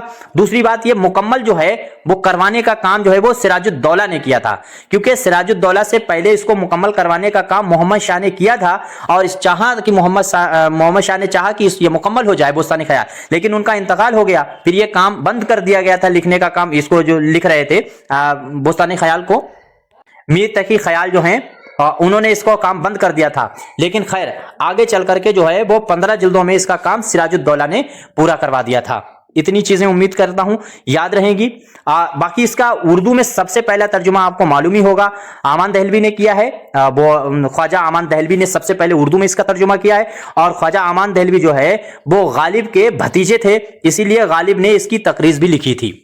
इतनी चीजें है तो बहुत सारी चीजें मेरे दिमाग में चल रही हैं, लेकिन भागलपुर से सबसे पहले इसका तर्जुमा शाया हुआ था, लेकिन बाकी टाइम की भी कैद है, उसमें रहते हैं। और देखिए दूसरी चीज है, इसके हिदायतुल अंजार, रियाजुल अफसार, शम्सुल अनवार है, बदरुल आसार है, इस तरह से नजमुल असरार है, मसबाउल अनहार है, ये जियाउल अनवार है, ये इसके नाम आते हैं। इनको भी एक ट्रिक है याद करने की। जैसे आपको एक जुमला याद रखना चाहिए, जैसे हर शबनम जम, तो हर शबनम तो कम से कम याद ही रखिए, हर बड़ा वाला है और उसका साथी में मीम, तो हर बड़ा वाला है बनेगा हुक्का वाला और साथ साथ में रे, तो हा से हो जाएगा हिदायतुल अंजार, रे से हो जाएगा रियाजुल अफसार, और शबनम से देखिए शीन और बे होता है, तो शीन से देखिए जो है शम्सुल अनहार, और बे जो अगर आपसे पूछा गया है तो शब बे जो है बदरुल आसार। इस तरह से आपको याद रख लेना चाहिए, लगभग बहुत ज्यादा डिटेल बताएंगे और फिर बोरियत होने लगती है। इसके बाद अगला सवाल चलो देख लेते हैं। तो मुनीर तौफीक, यह आपको बताना है जो एक अय्यार का किरदार है ये किस दास्तान में है। तो ये दास्तान आपको उम्मीद करता हूं सभी को मालूम होगी। तो मुनीर अय्यार का किरदार किसमें है, ये बोस्तान ख्याल का ही किरदार है। तो मुनीर अय्यार, एक चीज यहां से याद रखिएगा कि मुनीर तौफीक जो है वो किरदार है बोस्तान ख्याल का, और इसी तरह से उमर अय्यार जो है अगर किरदार आपसे पूछा जाए तो वो आमिर दास्तान अमीर हमजा का है। ये दोनों एक ही जैसे कैरेक्टर हैं, दोनों अय्यार हैं, दोनों एक ही तरह के कारनामे करते हैं, इसलिए आपको हर हाल में याद रखना चाहिए। अगला सवाल है, अरस्तु के मुताबिक ड्रामे के कितने अज्जाए तरकीबी होते हैं। अरस्तु के मुताबिक आपको ड्रामे के अज्जाए तरकीबी बताने हैं। उम्मीद करता हूं सभी का आंसर सही होगा, फटाफट जवाब दीजिए। तो अरस्तु के मुताबिक आपसे पूछा गया है तो ड्रामे के किरदार हैं 6, और भरत मुनि के मुताबिक अगर पूछे जाए तो किरदार हैं 5। सबसे ज्यादा अरस्तु ने किरदार जो अज्जाए तरकीबी हैं और उनको अहमियत किसको दी है, तो प्लाट को। अज्जाए तरकीबी पूछा गया है, किरदार नहीं, सॉरी। अरस्तु के मुताबिक जो है अज्जाए तरकीबी हैं 6, भरत मुनि के मुताबिक अज्जाए तरकीबी हैं 5, और अरस्तु ने सबसे ज्यादा जो अज्जाए तरकीबी में जिसका सबसे ज्यादा जोर दिया है वो दिया है प्लाट को। ये चीज याद रखिए, बहदते अम्ल, बहदते जबान और बहदते मकान, ये आपसे पूछा जा सकता है। इन तीनों का इस्तेमाल जो है किसके लिए होता है, तो ड्रामे के लिए होता है। अब एक सवाल देखिए कि पारसी स्टेज का दस्तयाब ड्रामा खुर्शीद जो 1881 का है, जो 1881 का है, और साथ ही साथ में जो गुजराती ड्रामों का उर्दू में तर्जुमा किया गया है। दरअसल जो पारसी स्टेज का दस्तयाब ड्रामा है वो है खुर्शीद, और वो किसका तर्जुमा है, तो गुजराती जो ड्रामे थे उनका तर्जुमा है। तो 1881 में इसको किया किसने है, आगा हशर काश्मीरी ने किया है, या फिर भाई जी सोहराब जी पटेल ने किया है, भाई सोहराब जी पटेल ने किया है, तालिब बनारसी ने किया है, या फिर जो है नारायण प्रसाद बेताब ने किया है। अगर थोड़ा सा भी कॉमन सेंस है या जानकारी आपको है तो बहुत आसान से ये क्वेश्चन जो है निकलेट करके निकाला जा सकता था। देखिए आगा हशर काश्मीरी की पैदाइश जो है वो 1800, आपको मालूम है 1879 में हुई है, तो 1879 में जिसकी पैदाइश हुई है और 1881 में ये लिखा गया है, तो कैसे पॉसिबल है, वो तो 2 ही साल का होगा। तालिब बनारसी की भी पैदाइश आपको मालूम होनी चाहिए, ये भी उस टाइम 8-9 साल के थे।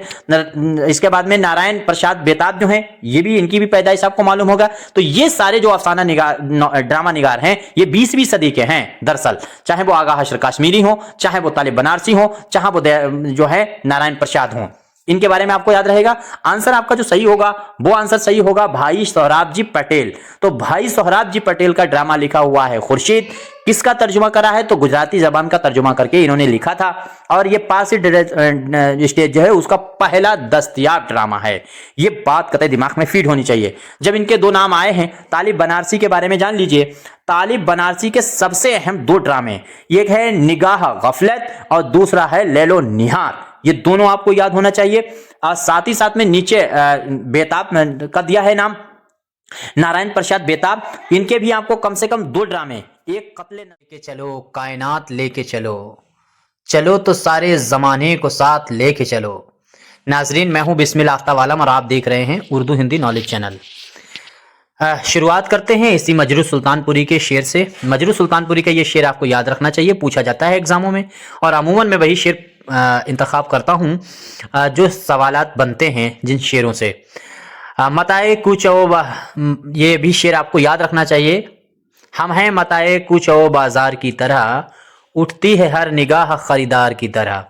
तो मजरू का ये भी शेर है। सवाल स्क्रीन पे आपको दिख रहा है, यूपी के एग्जाम देने हो या किसी भी एग्जाम को दे रहे हैं, इंपॉर्टेंट सवाल है कि शायर के लिखे हुए नज्म का नाम सुबह मौजूए सुखन है।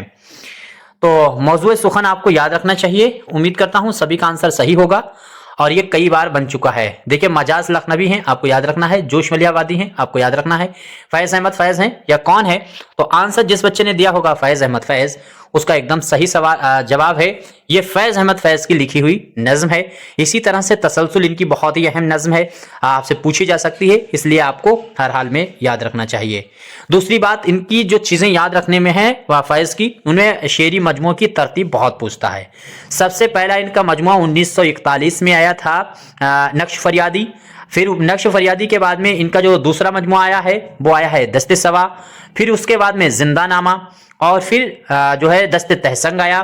फिर पांचवा इनका शेरी मजमुआ आया था सरवद सीना, और आखिर में आपके इनको और दो मजमुए याद रखना है। 6 नंबर पे इनका आया था शाम शहरियारा, और 7वें नंबर पे इनका आखिरी मजमुआ जो आया था मेरे दिल मेरे मुसाफिर। सातों बताए क्यों हैं? क्योंकि सातों के सातों जो मजमुए हैं वो इनकी हयात में ही शाया हो चुके थे। ये सवाल पूछा जा चुका है कि फैज के कितने मजमुए उनकी जिंदगी में ही शाया हो गए। तो याद रखिएगा, इनके 7 शेरी मजमुए हैं, 7 के सातों जो हैं वो इनकी जिंदगी में ही शाया हो गए थे। क्योंकि आखिरी जो इनका मजमुआ आया था मेरे दिल मेरे मुसाफिर, वो उसकी इशाअत आपको याद रखने चाहिए 1981 है, और ये इनका जो इंतकाल है फैज का वो आपको मालूम है 1984 में हुआ। तो इस तरह से इतनी चीजें कम से कम आपको मालूम होना चाहिए मेरे ख्याल से। अच्छा, दूसरी बात फैज के बारे में अगर खास बात में अगर याद रखनी है तो वो है इनका जो पहला मजमुआ शेरी मजमुआ है नक्श फरियादी, उसमें शामिल नज़में जैसे तन्हाई, ये याद रखना, मेरे नदीम याद रखना, और मुझसे पहली सी मोहब्बत, मेरे महबूब ना मांग, ये नज़में जो हैं वो पहले ही शेरी मजमुआ में शामिल है। बाकी ज़्यादा डिटेल नहीं हम बात करेंगे। अगला सवाल देखिए, सवाल है कि नक्काद को ना क्लासिकियों के बंधे टके उसूलों की लकीर का फकीर होना चाहिए, और ना रोमानियों की तरह सारे उसूल से बालातर होना चाहिए, बल्कि उसे जमाने के तकाज़ों के मुताबिक खुद उसूल बाजा करने चाहिए। ये ख्याल आपको बताना है टी.एस. इलियट का है, मैथ्यू आर्नोल्ड का है, या फिर इसके बाद में आपको स्क्रीन पे दिख रहा है अफलातून। कई चीजें यहां पर भी हम क्लियर करेंगे। आंसर, इसका आंसर देखिए आपको याद रहना चाहिए, ये होगा मैथ्यू आर्नोल्ड का। आपको याद रखना चाहिए मैथ्यू आर्नोल्ड के बारे में। मैथ्यू आर्नोल्ड जो हैं तनकीद हयात, इनकी तसानीफ उसको अहमियत देते हैं। दूसरी चीज यहां पर नीचे दिया गया है अरस्तु दिया है, अफलातून दिया है। यहां पर एक सिलसिला पूछते हैं, 2 एक एग्जाम में पूछ चुके हैं, तो आपको याद रखना चाहिए। देखिए, सबसे पहला जो यूनानी थिंकर था वो है सुकरात, और सुकरात का शागिर्द पूछा जाए अगर आपसे तो अफलातून लगाएंगे, और अफलातून का शागिर्द अरस्तु, और अरस्तु का शागिर्द जो है वो सिकंदर था, जिसने पूरी दुनिया को फतेह करने का ख्वाब देखा। तो सिकंदर, इतनी चीजें आपको लगभग याद रहेंगे। टी.एस. इलियट जो है उसके बारे में आपको क्या याद रखना है, जो है वो कैथोलिक को अहमियत देता है टी.एस. इलियट, और मारूजी जो है तलाजमा को भी अहमियत देता है, उसने इसकी बात कही है। अगला सवाल देखिए, सवाल है जिक्र हाफिज किसकी लिखी हुई नज्म है? उम्मीद करता हूं सभी का आंसर सही होगा। देखिए, यूपी के अगर आप एग्जाम की तैयारी कर रहे हैं तो अपनी किताब स्क्रीन पे दिख रही है, अगर आपका दिल करे मंगा सकते हैं। एलटी ग्रेड के लिए बेस्ट बुक है, इसमें एमसीक्यू भी है, नोट्स हैं।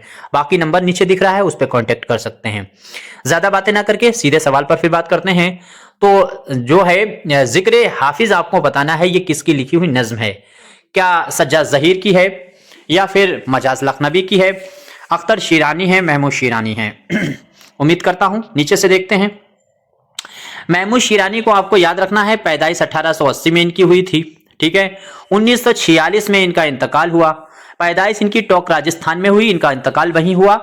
और उर्दू के पहले ये मुहक्किक माने जाते हैं और इनकी ही रिवायत को आगे बढ़ाने का काम काजी अब्दुल वदूद ने किया है। ये सवाल पूछ चुके हैं कि महमूद शिरानी किस जो है मुहक्किक की रिवायत को आगे बढ़ाने का काम काजी अब्दुल वदूद ने किया है, तो वो महमूद शिरानी की रिवायत को आगे बढ़ाने का काम किया है। अच्छा, दूसरी चीज, महमूद शिरानी जो हैं उन्होंने अपनी आला तालीम जो है वो लंदन में हासिल की थी और जो लाहौर का कॉलेज है, ओरिएंटल कॉलेज लाहौर का, उसमें ये टीचर भी रहे हैं, उस्ताद भी रहे हैं। दूसरी बात सबसे जो अहम है वो आपको इसके मुतालिक पूछी जाती है। पृथ्वीराज रासो, बात कर लेते हैं। पृथ्वीराज रासो पर एक किताब है, पृथ्वीराज रासो, किसने लिखी है? तो वो चंद्रवरदाई ने लिखी है। दरअसल अगर आप एलटी ग्रेड की तैयारी कर रहे हैं या जीआईसी की कर रहे हैं, यूपी असिस्टेंट प्रोफेसर के एग्जाम की तैयारी कर रहे हैं, तो उनमें आपको जीके जीएस का पोर्शन है और वहां ये सवाल आपसे पुटअप हो सकता है। तो याद रखिएगा कि चंद्रवरदाई की किताब का नाम है पृथ्वीराज रासो और पृथ्वीराज रासो किताब लिखी गई थी, मैंने बताया था कि वो लिखी गई है 1193-94 में वो कंप्लीट हुई है और 1192 में तीसरे तराइन के युद्ध में पृथ्वीराज तृतीय को शहाबुद्दीन गौरी ने हराया और शहाबुद्दीन गौरी ने और जो पृथ्वीराज जो थे उनके बीच जो लड़ाई लड़ी गई उसका आंखों देखा हाल जो बयान किया है वो चंद्रवरदाई ने किया है और किताब है पृथ्वीराज रासो। और उसको उर्दू में, पृथ्वीराज रासो को उर्दू में मुरत्तिब तरतीब देने का काम महमूद शिरानी ने किया है। आई थिंक महमूद शिरानी का काम इतना तो पता चल गया होगा। और मसनवी एक है उरूतुल वस्का, उसको भी इन्होंने मुरत्तिब किया है। बाकी जो जनरल चीजें हैं वो पता ही है, इन्होंने उर्दू कहाँ से पैदा हुई है, नजरिया किसने पेश किया, फलाना ढमकाना, वो चीजें हम नहीं बात करेंगे। जनरल चीजों पे हम बात नहीं करते, थोड़ा सा गहराई की तरफ बात करते हैं। अख्तर शिरानी का नाम आपको याद रखिए। अख्तर शिरानी जो वो महमूद शिरानी साहब के बेटे हैं। 1905 में ये 4 में पैदा हुए ये, और जब ये पैदा हुए तो महमूद शिरानी लंदन में थे और इनका इंतकाल अपने वालिद के 2 ही साल बाद हो गया, यानी महमूद शिरानी का इंतकाल 1946 को हुआ और इनके बेटे हैं अख्तर शिरानी का इंतकाल 1948 में हो गया। खास क्या जानना है, इश्क कहीं ले चल इनकी बहुत ही मशहूर नज्म है अख्तर शिरानी साहब की। दूसरी चीज, अख्तर शिरानी को रोमान का शायर कहा जाता है। तीसरी बात, अख्तर शिरानी से आपको याद रखनी चाहिए, जो बातें मुझे याद आती हैं वो मैं फटाफट बताता रहता हूं। तो अख्तर शिरानी के बारे में तीसरी चीज आपको बहुत अहम जो याद रखनी चाहिए कि गीत जो है, उर्दू में गीत लिखने की बाकायदा रिवायत का जो है अलंबरदार इनको माना जाता है। वैसे गीत लिखने की बुनियाद जो है वो अमीर खुसरो से मानी जाती है। ठीक है, जिहाल मिस्की मकन तगाफुल वराए नैना बनाए वतियां, ये जो लिखा गया गीत है ये अमीर खुसरो का है और ये उर्दू का लगभग पहला गीतों में या बुनियादी गीतों में माना जाता है। उसके बाद में जो बाकायदा अगर लफ्ज लगेगा गीत के लिए तो वो महमूद शिरानी। ठीक है, ये वो बस्ती है जहां जो है सलमा रहती थी, ये वो बस्ती है जहां यास्मीन रहती थी। इस तरह की नज़में जो हैं वो गीत जो हैं, इश्क मुझे बर्बाद न कर, इश्क मुझे कहीं ले चल, ये अख्तर शिरानी का है। मैं लग रहा है बहुत ज्यादा डिटेल बोल जाऊंगा। इसमें जो आंसर है वो आपको याद रखना चाहिए सज्जाद जहीर। तो सज्जाद जहीर का नाम आपको याद रखना है। वो क्या है कि उन्हीं की लिखी हुई नज्म का नाम, उनकी लिखी हुई तसनीफ का नाम जो है जिक्र हाफिज है। अब थोड़ा जब इतने तुमने बर्दाश्त किया है थोड़ा और कर लीजिए मुझे। इसमें देखिए महमूद जो अख्तर शिरानी हैं और मजाज लखनवी हैं, ये दोनों एक दूसरे के हम पल्ला हैं। दोनों की उम्र बहुत कम हुई, दोनों इश्क के मारे थे और दोनों ने खूब शराब पी है। शराब की वजह से दोनों का इंतकाल हुआ। पूछा जाए शराब पीने से, हद से ज्यादा पीने से किसका इंतकाल हुआ, तो मजाज का भी हुआ और अख्तर शिरानी का भी हुआ। आगे देखिए, सवाल है उर्दू की किस दास्तान में जो है नक्शे सुलेमानी और लोहे तिलिस्म का जिक्र हुआ है। तिलिस्मी गलत लिखा है। अब ठीक है, देख लीजिए। तो इसमें जो आंसर आपका सही होगा वो होगा फसाना अजाइब। देखिए, लौह तिलिस्म का जो है वो भी जिक्र इसमें हुआ है और नक्श सुलेमानी जो है वो भी जिक्र जो है वो फसाना अजाइब में हुआ। फसाना अजाइब की चीजें आपको मालूम है। नौ तरजा मरस्सा को आपको मालूम है, ये भी पता है। बागो बहार के बारे में मोटी मोटी चीजें पीछे हम बता चुके हैं। अच्छा, दूसरी बात, महर अफरोज दिलबर को देख लीजिए, थोड़ा सा समझ लीजिए। अब चाहूं मैं इसमें बहुत लंबा हो जाएगा वीडियो, बस इन पर डिटेल ना बता करके। महर अफरोज दिलबर में 2-3 खास बातें याद रखिएगा। महर अफरोज दिलबर में सबसे पहली बात तो यही, ये पहली उर्दू की दास्तान ऐसी है जिसमें किसी भी जबान का कोई शेर नहीं इस्तेमाल हुआ। ठीक है, सब किसी भी जबान का कोई भी शेर इसके अंदर इस्तेमाल नहीं हुआ। दूसरी बात इसके अंदर जो याद रखने की है कि बंदरों वाले जंगल का जिक्र किसमें हुआ है, तो वो महर अफरोज दिलबर में हुआ है। सवाल यह पूछा जा चुका है कि बंदर को तकरीर करता हुआ किस दास्तान में दिखाया गया, तो आपका जवाब होना चाहिए फसाना अजाइब, और ये पूछा जा चुका है। बंदर को तकरीर करता हुआ किस दास्तान में दिखाया? तो फसाना अजाइब में। अब सवाल अगर पूछा जाए बंदरों वाले जंगल, जहां बंदरों भी बंदर थे ऐसा जंगल, तो बंदरों वाले जंगल का जिक्र अगर पूछा जाए तो वो महर अफरोज दिलबर में है। बाकी हम ज्यादा नहीं बात करेंगे, ये बात हम कहते कहते बहुत ज्यादा बोल जाते हैं।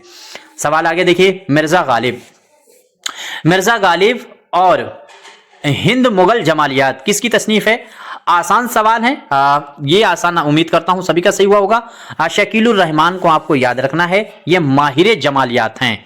जब कुछ भी ना समझ में आए तो शकीलुर रहमान पर आप ख्याल करना, चाहे वो नजीर की जमालियात हो, चाहे वो गालिब की जमालियात हो। जमालियात लफ्ज या इकबाल की जमालियात, ये लफ्ज जो हैं जमालियात को लिख करके शकीलुर रहमान ने तसानीफें लिखी, माहिर जमालियात हैं। लेकिन इनकी खुदनविश्त आपको याद रखिएगा आश्रम है। आश्रम इन्होंने जब लिखी थी जब ये गांधी जी के आश्रम में रहे थे जाकर के पोरबंदर में, तो वहां पर इन्होंने ये वो लिखने का काम किया था। वो लंबी डिटेल है, बाद में बात करेंगे फिर कभी। इसके बाद में लवाबुल अलबाब, ये आपको याद रखना है किसकी किताब है। देखिए तलफ़ुज़ में आप देख लीजिएगा, कुछ गलती भी हो सकती है। आपको वीडियो अच्छे लगते हैं तो फिर लाइक करना चाहिए बगैर बताए, और फिर अगर अच्छे नहीं लगते तो डिसलाइक करके मशवरा देते रहना चाहिए। तो ये तसनीफ किसकी है? हेमचंद की है, मोहम्मद उफी की है, या फिर जो है अशरफ बियावानी है, या फिर अमीर खुसरू हैं। उम्मीद करता हूं सभी का आंसर सही हुआ होगा। और ये सवाल आपको याद रखना है, मोहम्मद उफी का नाम आपको याद रखना है, उन्हीं की लिखी हुई किताब है। चूंकि PYQ में आई हुई है तो आपको फर्ज बन जाता है कि उससे रटा होना चाहिए। हेमचंद जो है वो तक्षशिला वगैरह से जुड़ा हुआ है, और हेमचंद की डिटेल अलग है, वो हम GK/GS में बताएंगे। आगे नौसपहर का नाम आपको याद रखना है, किसकी लिखी हुई तसनीफ है। देखिए GK/GS के जितने मैंने क्लास लिए हैं उतने क्लास आप देख लीजिए, खूब देखिए अच्छे से। बाकी हम बहुत अच्छी जो आ सकता है उसको हम आगे पढ़ा देंगे। यहां पर सवाल देख लीजिए, तो ये तसनीफ किसकी है? बहुत बार पूछी जा चुकी है। अमीर खुसरो का नाम आपको याद रखना है। देखिए अमीर खुसरो का नाम दिया है, निजामुद्दीन औलिया हैं, ख्वाजा मोइनुद्दीन चिश्ती हैं, बंदा नवाज गैसू दराज हैं। आइए एक एक दो बातें जान लेते हैं। सबसे पहले आपको याद रखना है, नीचे से देखते हैं कि बंदा नवाज गैसू दराज को उर्दू का पहला शायर नज्म को माना जाता है। चक्की नामा उर्दू की पहली नज्म है, वो लिखी हुई बंदा नवाज की है, और उसी के अंदर इन्होंने दुनिया की बेसवाती का जिक्र किया है। इतनी बात क्लियर हो गई। ठीक, आगे बढ़िए।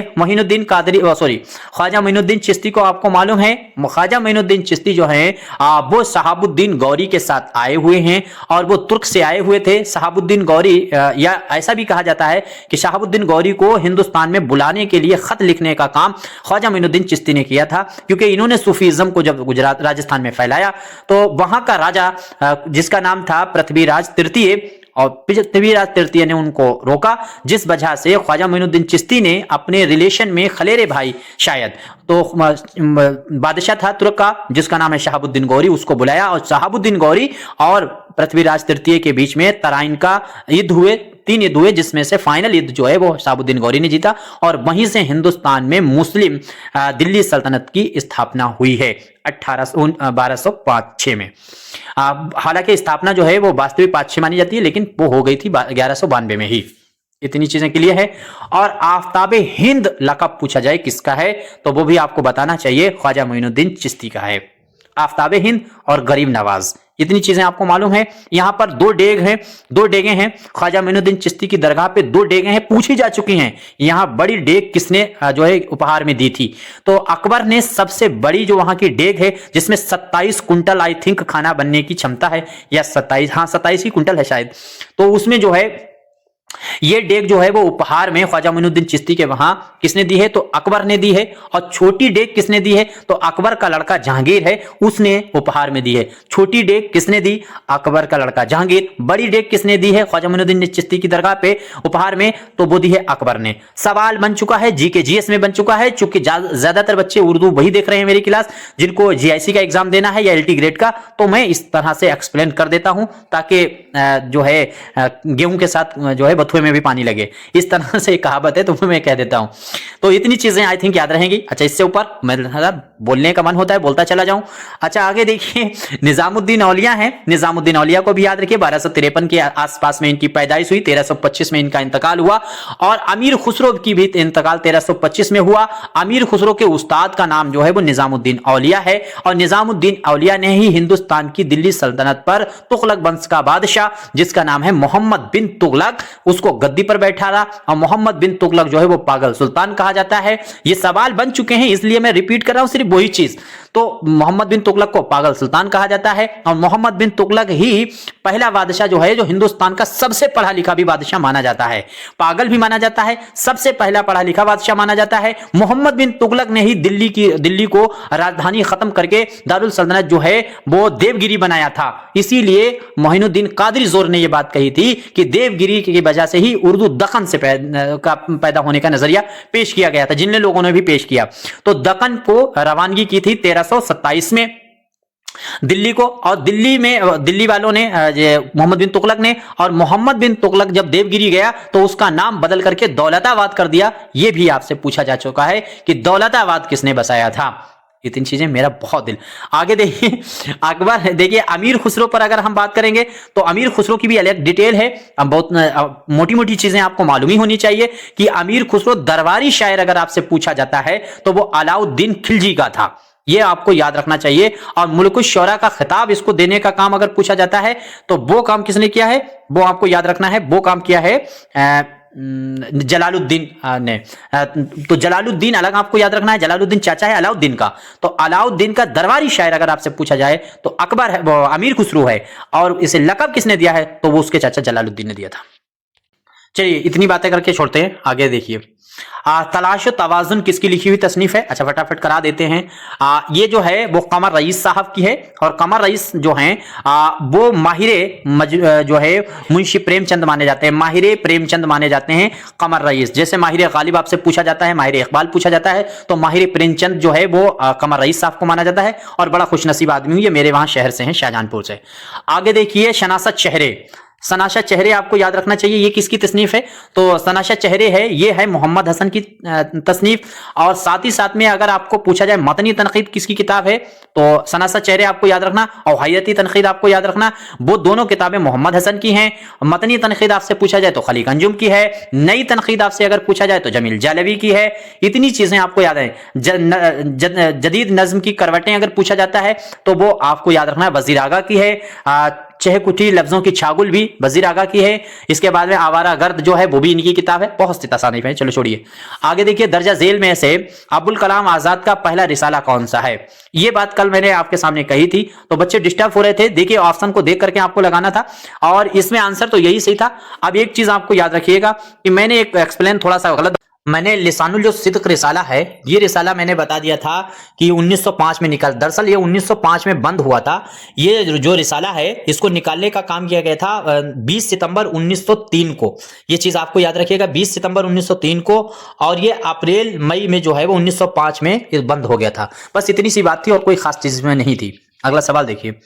सवाल है, 9 मिसरे के बंद पर मुश्तमिल नज्म को क्या कहते हैं?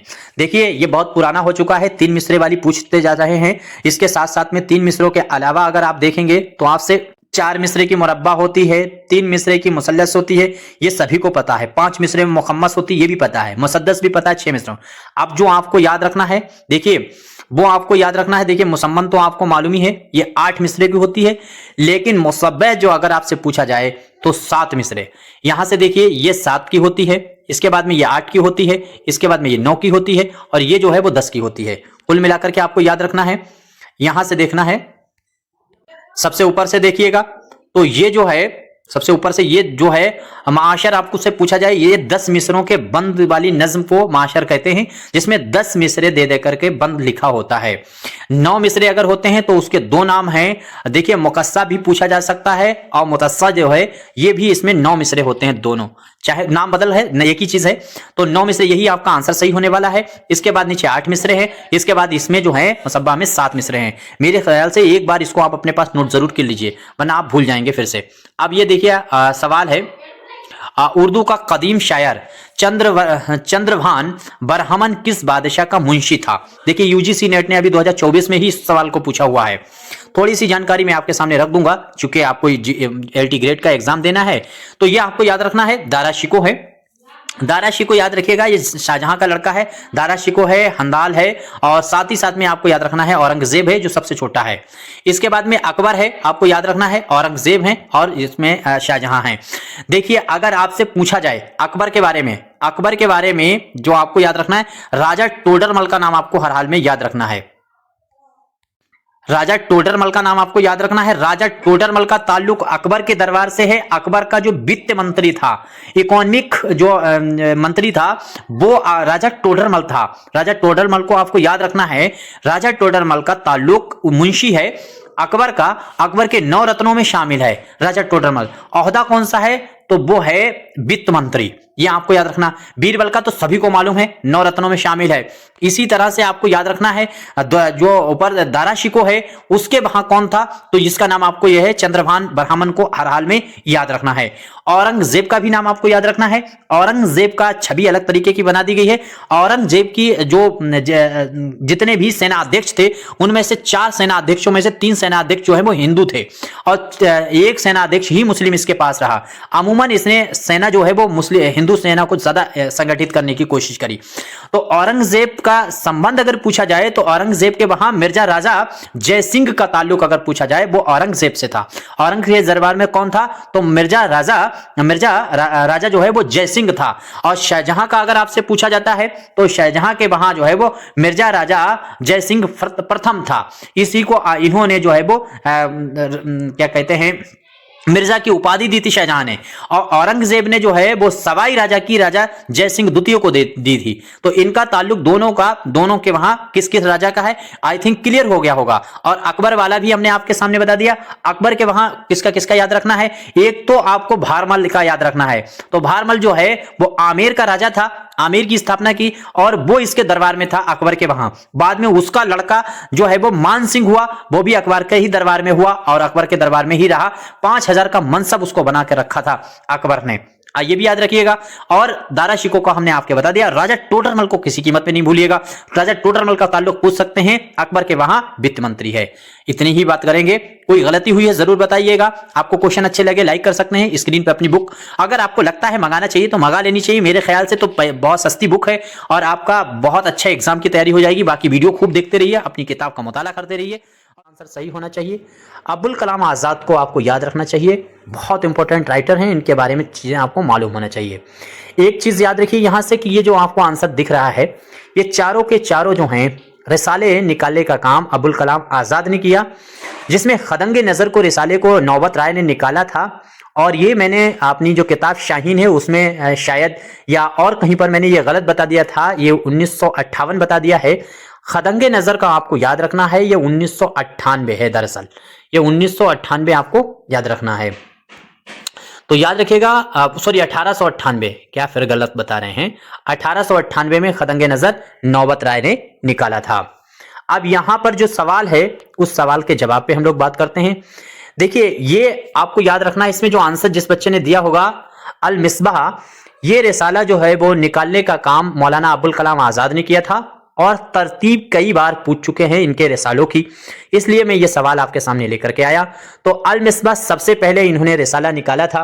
अगर सन इसका पूछा जाए अल मिसबाह का तो ये 1900 में निकाला था, क्योंकि यहां से आपको याद रखना है कि 1900 जो है 1900 में रिसाला निकालने का काम किया है अल मिसबाह।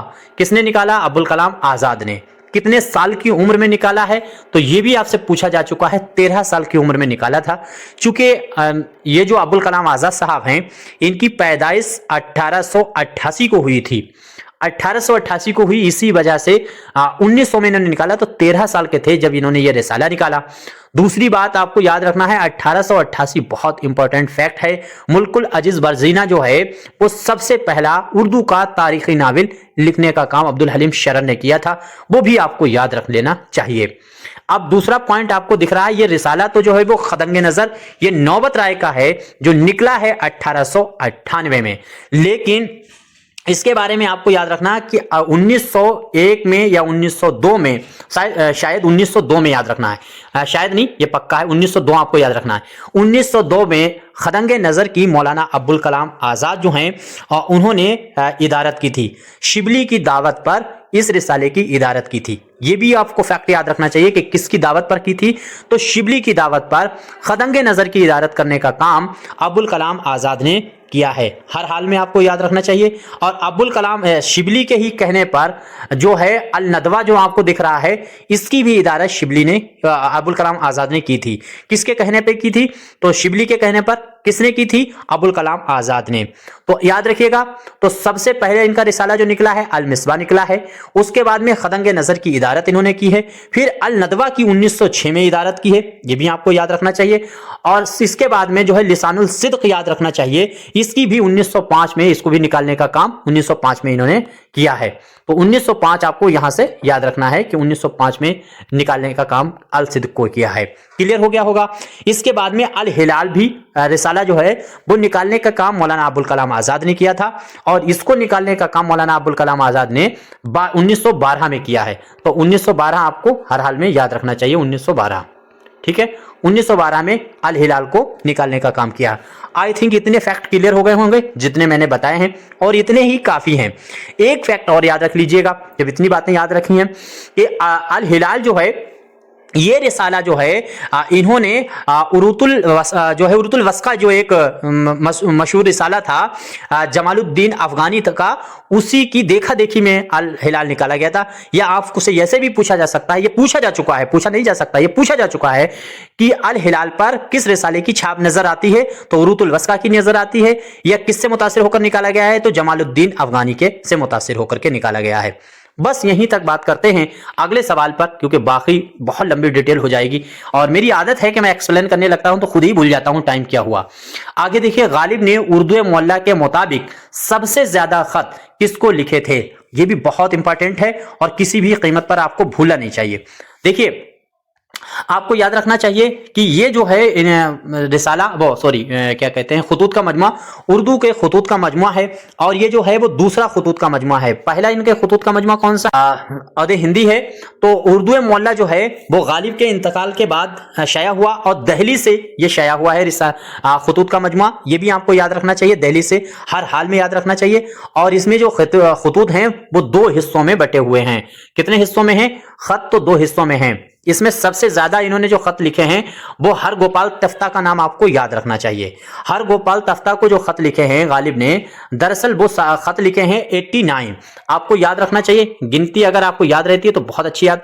89 खत जो हैं वो हर गोपाल तफ्ता को लिखे हैं। उम्मीद करता हूं हर हाल में आपको याद रहेंगे। इसमें दूसरा जो आंसर आपको दिख रहा है, इससे ऊपर सी वाला आंसर, नवाब मीर गुलाम बाबा। याद रखिए कि 50 लोगों को लिखे गए खत, 472 खत टोटल शामिल हैं उर्दू मोहल्ला में। तो सबसे पहले जो नाम आता है उर्दू मोहल्ला के अंदर वो गुलाम जो है बाबा का ही आता है। नवाब मीर गुलाम बाबा जो हैं, इन्हीं को सबसे पहले खत, और टोटल 10 खत लिखे थे, और उर्दू मोहल्ला में सबसे पहले इन्हीं का नाम आता है। उम्मीद करता हूं सबको सभी का सही हुआ होगा। इसके बाद एक और नाम दिख रहा है, मीर मजरू मेहदी। इनका भी नाम आपको याद रखना चाहिए। इन्हीं की वजह से, इन्हीं ने इकट्ठा करके इनको जो है वो 5 सवात पर मुश्तमिल किया था, और सारे खत हैं इन्हीं की वजह से इकट्ठा किए गए हैं उर्दू मोहल्ला के। तो मीर मजरू इसलिए इंपॉर्टेंट है। और 43 खत जो हैं वो 43 खत गालिब ने इनको लिखे थे। ये बात भी आपको याद रहनी चाहिए। बहुत सी चीजें हैं, जी चाहता है हम बोलते चले जाएं। आगे देखिए, मुंशी बिहारी लाल मुश्ताक। तो मुंशी बिहारी लाल मुश्ताक वो अदीब हैं जिनको सबसे आखिर में नाम शामिल किया गया है उर्दू मोहल्ला के अंदर। फिर फैक्ट देखिए, सबसे पहला नाम अगर पूछा जाए तो मीर गुलाम बाबा का शामिल है। 50 लोगों के खत लिखे गए शामिल नाम है।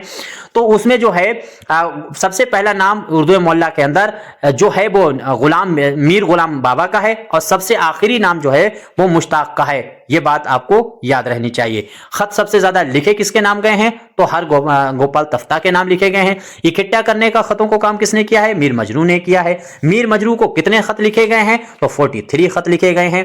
आई थिंक कितनी चीजें तो क्लियर हो गई होंगी। अब बाकी कोई आपकी क्वेरी है तो आप सवाल भी कर सकते हैं। अगला सवाल देखिए, देखिए बहुत अच्छी तैयारी करने के लिए अपनी किताब स्क्रीन पे दिख रही है शाहीन, इसको मंगाइए और इसका खूब मुताला कीजिए। इसमें जितने प्रैक्टिस सेट दिए गए हैं सब लगाइए। इसमें जो 27 पेज में नोट्स दिया गया है वो 27 पेज कहने को है, आपको याद करने में पसीने छूट जाएंगे, इतना डीप और इतना अच्छा मटेरियल दिया गया है।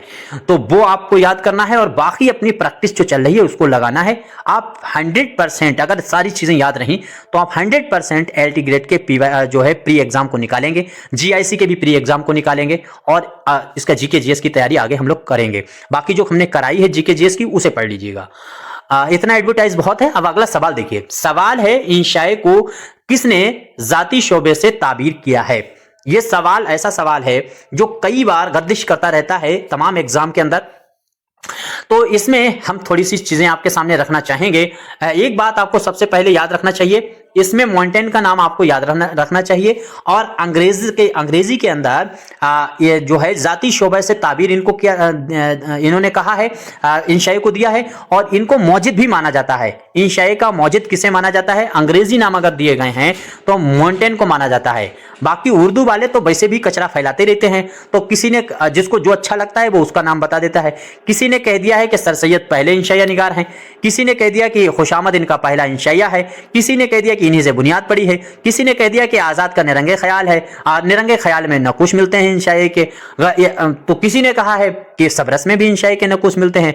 तो इनके पास तो फालतू की बातें ही हर जगह तुमको नजर आएंगी। बहरहाल हम आपको एक ट्रिक बताते हैं कि आप ऐसी सिचुएशन में क्या करें। जब सर सैयद का भी नाम दिया जाए, आजाद का भी नाम दिया जाए और इन दोनों लोगों को नाम देने के बाद में पूछा जाए इंशाए का मौजिद कौन है, तब आप लगाएंगे आप मोहम्मद हुसैन आजाद को। उसका रीजन ये है कि मोहम्मद हुसैन आजाद ने जो है वो तमसील लिख करके ढेर सारे मजामीन लिख दिए हैं, तो ढेर जिसकी होती है उसी की पावर ज्यादा होती है, उसी को वो सही मानेंगे। सर सैयद ने इसलिए भी नहीं सर सैयद को सही माना जाए क्योंकि सर सैयद के एक आध मजमून को ही इंशाए की मौजिद के तौर पर मानने की कोशिश की जाती है और जो काबिल कबूल नहीं होगा, एग्जामिनर कबूल नहीं करेगा। और नकुश के तौर पर अगर पूछा जाए तो सबरस का अगर नाम दिया गया है तो आप सबरस को ही लगाइएगा। अगर सबरस जब नहीं है ऑप्शन में तब आप जो है वो लगाएंगे सर सैयद, उनके वहां नकुश मिलते हैं, या सर सैयद भी नहीं है तब फिर आजाद को लगाएंगे। ये कंफ्यूजन इसी तरीके से बनी रहेगी। बाकी बड़े बड़े आलिम हैं, अपनी अपनी मर्जी की तमाम अलाप गाएंगे। हम जो बात कर रहे हैं उस पर हम आपके सामने जो बात करना चाहेंगे उसमें देखिए जॉनसन का नाम आपको देखिए, इस बंदे ने क्या है इंशाए को जहन की एक आजाद तरंग कहा है और इंशाइया जो है वो उर्दू में अंग्रेजी से आया है। इतनी बात आपको जहन में रहनी चाहिए। बताने को मैं बहुत बातें बता सकता हूं लेकिन बहुत झल्लाहट मुझे रहती है उर्दू वालों से। आगे देखिए, मिर्जा की याद में किसके लिखे हुए इंशाए का मजमुआ है, तो इंशाए का मजमुआ ये आपको याद रखना चाहिए। देखिए जितने भी नाम आपको यहां दिख रहे हैं, कायदा तो यह है कि इन्हें सबके बारे में मालूम होने चाहिए और अपनी किताब में जो दिया गया है टॉपिक उसमें ये सारे दिए गए हैं शॉर्ट करके। तो मुजतबा हुसैन का लिखा हुआ है मिर्जा की याद में, यह आपको किसी भी कीमत में नहीं भूलना है। इसके बाद में यूसुफ नाजिम का नाम आपको दिखता है, पहले क्लियर करते हैं।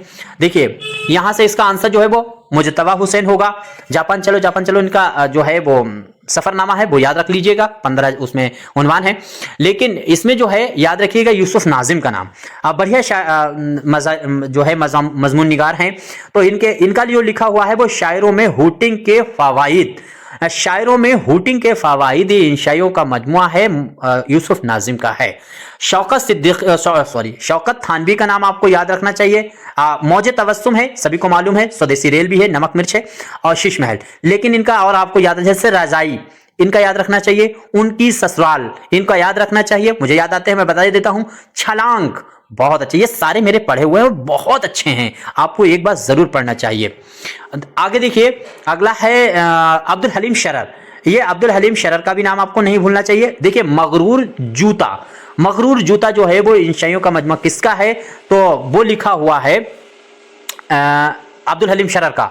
और दूसरा है हमारे माशूक, हमारे शोरा का माशूक, ये भी लिखा हुआ अब्दुल हलीम शरर का है। इतनी जानकारी बहुत है, आप कहने लगते हैं कि सर आप बोर हो जाते हैं, लेकिन मेरी आप सोचिए दशा कि ये मैं अपनी जान निकाल देता हूं पूरा 100% आपको देने के लिए। कोई एक भी क्वेश्चन गलत हो जाता है तो बड़ी टेंशन हो जाती है और रिसर्च करते हैं उसकी बाकायदा। और ज्यादा से ज्यादा मैं ये नहीं कहता कि मैं आप पे एहसान करता हूं, बिल्कुल नहीं, क्योंकि मैं हर आदमी कोई किसी पे एहसान नहीं करता है, हर आदमी अपनी शोहरत और अपने मकाम को हासिल करने में लगा हुआ है। मेरा अपना नजरिया यह है कि इतने टॉप का हम पढ़ा सकें, फिर उतने ही हाई लेवल की हमारी अगली किताब आ सके। बस मेरा शौक है ज्यादा से ज्यादा बेटर से बेटर किताबें लिखने का, और एक दो किताबें ऐसी हम लोग मार्केट में ले आए कि बस उसके बाद जितनी उर्दू की कंफ्यूजन है वो सब क्लियर हो जाएं, और जो भी चैलेंज हम लोग करें तो वो उस किताबों से करके आयोग मानने पर मजबूर हो, आयोग से बहस की जाए उस पर ला करके। तो ऐसी तहकीक में हम लगे हुए हैं, खुदा करे कामयाब हो। अगला सवाल देखिए, सवाल है सज्जाद हैदर इल्दरम। सज्जाद हैदर इल्दरम का इंतकाल आपको मालूम होना चाहिए कि 11 अप्रैल 1943 को किस शहर में हुआ। तो यहां से दो तीन चीजें क्लियर हो गई। हालांकि इन्होंने PYQ में सिर्फ यह पूछा था कि सज्जाद हैदर इल्दरम का इंतकाल किस शहर में हुआ, लेकिन मैंने जानकारी देने के लिए सवाल को मॉडिफाई किया और इसमें सवाल में यह अपने पास से डाल दिया कि 11 अप्रैल 1943 को हुआ है। तो इतनी चीज तो कम से कम आपको और ज्यादा मालूम हो जाएगी, ये हमारी तरफ से कोशिश होती है आपके लिए। तो इसमें जो आंसर सही होगा वो लखनऊ। देखिए, सज्जाद हैदर इल्दरम का इंतकाल जो है वो लखनऊ में हुआ है, और पैदाइश जो है वो आपको याद रखना चाहिए 1880 में इनकी जो है जिला बिजनौर में हुई थी।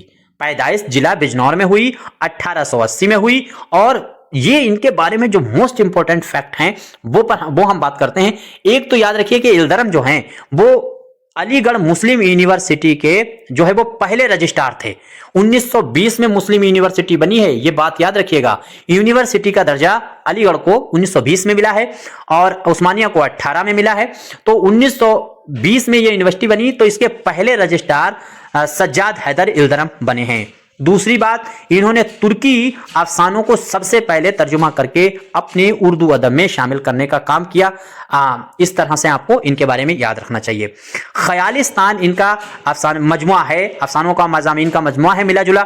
तो वो पूछा जा चुका है वो पहला ही है इनका ख्यालिस्तान, और जिसमें जो 1911 में आया था। चिड़ा चिड़े की कहानी, मुझसे मेरे दोस्तों से बचाओ, ये चीजें सारी इसी में शामिल है। इसके बाद में हिकायातो क्या है इसका, एहतसासात जो है वो भी इनका लिखा हुआ है, और हिकायत लैला मजनू वो भी इनका लिखा हुआ है। इतनी ही चीजें रखते हैं, बहुत ज्यादा डिटेल हो जाएगी। देखिए, पिछली जो अपनी वीडियो है उनको जरूर देखिएगा, और बहुत अच्छा मवाद और बहुत अच्छी चीजें मैंने आपके सामने रखी हैं। अगर उतना कोई भी बुक आपके पास नहीं है, अपनी बुक सिर्फ और पलट पलट कर देखते रहिए, और प्लस अपनी वीडियो खूब देखते रहिए, तो उतना काम आपका हो जाएगा। बाकी दरबार खुला है, जी चाहे जहां देखिए, प्रैक्टिस लगाइए। मैं तो बस अपना नजरिया यही है कि प्रैक्टिस सिर्फ उस बंदे के पास या तो बहुत अच्छे क्वेश्चन पढ़ा रहा हो जो आपको आते नहीं हो, या फिर PYQ करा रहा हो, कोई करा रहा हो तो उससे कर लीजिएगा, बहुत अच्छी बात है। बाकी अपनी मर्जी से जो बना रहे हैं सवाल मर्जी हुए, तो वो तो अपने व्यूज इकट्ठा कर रहे हैं। सवाल है, दूसरे दोस्त मोहम्मद तहसीन हैं, ये बाल बच्चों वाले साहब हैं और रात दिन उन्हीं की फिक्र में रहते हैं, यानी बच्चों के फिक्र में। जब कभी मिलने आते हैं तो तीसरे पहर के करीब आते हैं। ये इबारत किस मजमून से ली गई है? इंपॉर्टेंट है, और कई बार इस तरह की इबारतें आपको दे दे करके पूछी जाती हैं। तो देखिए, इसमें आपका अरहर का खेत है, और साथ ही साथ में अरहर के खेत के अलावा आपको दिखेगा अपनी याद में है, मौलाना सोहेल है, और मुझे मेरे दोस्तों से बचाओ। देखिए, ये जो आपको दिख रहे हैं, इनके सबके बारे में मैंने आपको पिछली वीडियो में बता रखा है। दो तीन चच्चर फैक्ट हैं इन सब मजामीन से, वो आपको याद रख लेना चाहिए। आंसर जो यहां से सही होगा वो होगा मुझे मेरे दोस्तों से बचाओ। यह सज्जाद हैदर इल्दरम का ही लिखा हुआ है, और याद रखना है ख्यालिस्तान जो इनका पहला मजमुआ है उसी में यह शामिल है। और अगर पूछा जाए कोई, इसमें एक शेर भी दे करके पूछते हैं कि कोई तलब अपनाए जमाने से नहीं, मुझ पे जो एहसान न करते तो ये एहसान होता। ये शेर आपसे पूछा जा सकता है किस मजामीन में इस्तेमाल हुआ है, तो मुझे मेरे दोस्तों से बचाओ इसी में इस्तेमाल हुआ है। और ये गजल के कुछ टुकड़े इस्तेमाल किए गए हैं, उसकी गली से आए क्यों, निकते जुल्फ लाए क्यों, मुझको सबा से क्या उम्मीद, इस तरह से इसमें इस्तेमाल हुआ है। देखिए, 2-3 बार इससे बन चुका है आपके सामने सवाल PYQ में, तो आपको एक बार हो सके तो इसका खुलासा जो मैंने पेश किया है वो पढ़ लीजिएगा वीडियो में। कन्हैयालाल कपूर का पहला मजमून कौन सा है? देखिए, कन्हैयालाल कपूर का पहला मजमून आपको मालूम होना चाहिए, और वो सभी को मालूम है, संगो खिश्त। मैंने कई बार कहा है कि इनका सॉरी, पहला मजमुआ, देखिए मैंने खुद गलती कर दी। पहला मजमुआ अगर आपसे पूछा जाए तो संगोखिश्त है, और पहला मजमून यहां पूछा गया, आंसर आपका सही होगा चीनी शायर। देखिए ये काट दीजिए ऊपर। अगर थोड़ा सा गौर कीजिए, देखिए मैं खुद कंफ्यूज हो जाता हूं, तो बच्चे तो उनकी तो इतनी डेंसिटी भी नहीं होती है, तो वो तो और ज्यादा गलत करते हैं। यहां आपको आते हुए क्वेश्चन 2-4 गलत हो जाते हैं। अब यहां देखिए कन्हैयालाल कपूर का पहला मजमून पूछा गया है, तो आपका आंसर होगा चीनी शायर। और सवाल अगर पूछा जाए इनका पहला मज़ामीन का मजमुआ कौन सा है, मजमुआ लफ्ज लगेगा तो होगा संगोखिश्त। देखिए संगोखिश्त, चंगो रबाब, शीशा बतीशा, नोको नस्तर, ये सारे इनके मज़ामीन के मजमुए हैं। इसके बाद में अहले जुबान जो याद रखिएगा, वो भी कन्हैयालाल कपूर का लिखा हुआ मजमून है, मज़ाहिया मजमून है अहले जुबान। और फरियादी जो है ये भी कन्हैयालाल कपूर का लिखा हुआ है, लेकिन ये कृष्ण चंद्र का लिखा हुआ खाका है। तो कृष्ण चंद्र का लिखा हुआ खाका फरियादी किसने लिखा है, तो ये लिखने का काम कन्हैयालाल कपूर ने किया है। इतनी चीजें आपको उम्मीद करता हूं समझ में आ गई होगी, क्लियर हो गई होगी। आगे सुनाने का मर्ज आपको याद रखना है, कन्हैयालाल कपूर का है। और दूसरी चीज आपको याद रखिए, ये जो संगोखिश्त है इसमें बहुत सारे मज़ामीन शामिल हैं। जैसे ट्यूटर आपको याद रखना है, मैंने पिछले वीडियो में बताया था, ट्यूटर जो है वो मज़ामीन किसका है, कन्हैयालाल कपूर का है, संगोखिश्त में शामिल है। इस तरह से आपको याद रखना चाहिए। आई थिंक क्लियर हो गया होगा। और संगोखिश्त का जो इंतसाब है वो पतरस बुखारी के नाम है, ये भी आपको याद रखना है, पतरस बुखारी जो है उनके नाम किया गया है। आगे देखिए, दर्जा झेल में से किस मज़ाह निगार के मज़ाह का बड़ा जो है बड़ा इन्हिसार बदला संजी है, तो किस मज़ाह निगार के वहां बदला संजी है वो पाई जाती है। उम्मीद करता हूं सभी का आंसर सही होगा, फटाफट जवाब दीजिए। आंसर आपका सही होगा रशीद अहमद सिद्दीकी। कहां गया, रशीद अहमद सिद्दीकी। तो रशीद अहमद सिद्दीकी का जो मज़ाह निगारी है वो बदला संजी पे टिकी हुई है। लफ्जों के उलट फेर से अगर मज़ा पैदा करने की बात की जाए तो फिर आपको रशीद अहमद सिद्दीकी ही बताना है। रशीद अहमद सिद्दीकी की दो खुसूसियात याद रखना है, 3 चीजें याद रख लीजिएगा। एक तो ऐसा मज़ा इनका है, इनके वहां ऐसे मज़ाहिया चीजें पाई जाती हैं जिनका जो है इन्हिसार बदला संजी होता है, या फिर ये मज़ा जो है वो लफ्जों के उलट फेर से पैदा करते हैं। और तीसरी बात, इनके वहां इनकी जो मज़ामीन है वो फलसफा और फिक्री माने जाते हैं। हालांकि मुझे नहीं लगता है कभी अलीगढ़ के दायरे से बाहर नहीं निकल पाए, ये कभी अलीगढ़ के बाहर नहीं निकल पाए, बाहर की इन्हें दुनिया से बिल्कुल वाकिफत नहीं। ऐसा लगता है कि इनकी इतनी सतही सोच और इतनी महदूद सोच है कि शायद ही किसी कक्षा 5 के भी स्टूडेंट की होगी। खैर, इतनी बड़ी तनकीद हम करना नहीं चाहते, लेकिन मैंने इनको पढ़ा है डिटेल में और मैं वही चीज आपके सामने बता रहा। पतरस बुखारी पर देखिए, अपनी जात को निशाना बना करके जो बंदा सबसे ज्यादा मजा पैदा करता है वो है पतरस बुखारी। इत्तफाकन पतरस बुखारी ऑप्शन में ना हो और अपनी जात का निशाना बना करके लिखने का ऑप्शन आपसे पूछा जाए तो आप मुश्ताक अहमद यूसुफी को भी लगा सकते हैं। इन्होंने भी अपनी जात को ही निशाना बनाया है। कन्हैयालाल कपूर के बारे में तो आपको पता ही है, कन्हैयालाल कपूर ऐसे हैं कि जिन्होंने ऐसे मज़ामीन लिखे हैं जिन मज़ामीनों को पैरोडी कह सकते हैं, ज्यादा पैरोडी नस्र में करने का काम इन्होंने किया है। अगला देखिए सवाल है, पतरस बुखारी ने अपना मजमून लाहौर के जोग्राफिया में जलाली तलवा की कौन सी किस्म बताई है। पिछली बार ये पूछ चुके हैं कि ख्याली तलवा की कौन सी किस्म है। देखिए जब ख्याली पूछ चुके हैं तो जलाली भी पूछ सकते हैं। तो कुल मिलाकर के आपको याद रखना है कि लाहौर का जोग्राफिया जो है उसमें सिर्फ और सिर्फ 4 तलवा की किस्में बताई गई हैं। कितनी किस्में बताई गई हैं, तो 4 बताई गई हैं। नंबर 1 पे याद रखिए, सबसे पहले तलवा की जो किस्म बताई गई है, नंबर 1 कहां गया, पहली जो किस्म बताई गई है वो बताई गई है जमाली तलवा, जमाली जो खूबसूरत बनने की कोशिश में रहते हैं। दूसरी किस्म बताई गई है जलाली तलवा, तो ये यहीं पर आंसर जो सही होगा वो जलाली दूसरा होगा। पहली किस्म कैसी है तलवा की, वो है जलाली, पहली जो है वो है जमाली और दूसरी कैसी है जलाली। और जिसके बारे में पतरस बुखारी ने कहा है कि ये वो जलाली तलवा है जिनका सिजरा जो है वो जलालुद्दीन अकबर से मिलता है। तो जलालुद्दीन अकबर का भी जिक्र यहां पे किया है। तो 2 हो गए। पहली वाली किस्म आपको याद रखना है जमाली, दूसरा वाली आपको याद रखना है जलाली, तीसरी पिछली बार पूछी जा चुकी है वो है ख्याली, और चौथी अगर आपसे पूछी जाए तो वो है खाली। चारों याद रहेंगी। ज्योग्राफिया में कितने तलवा की कितनी किस्में हैं, 4 बताई गई हैं। कौन कौन सी, पहली जमाली, दूसरी जलाली, तीसरी ख्याली, चौथी खाली।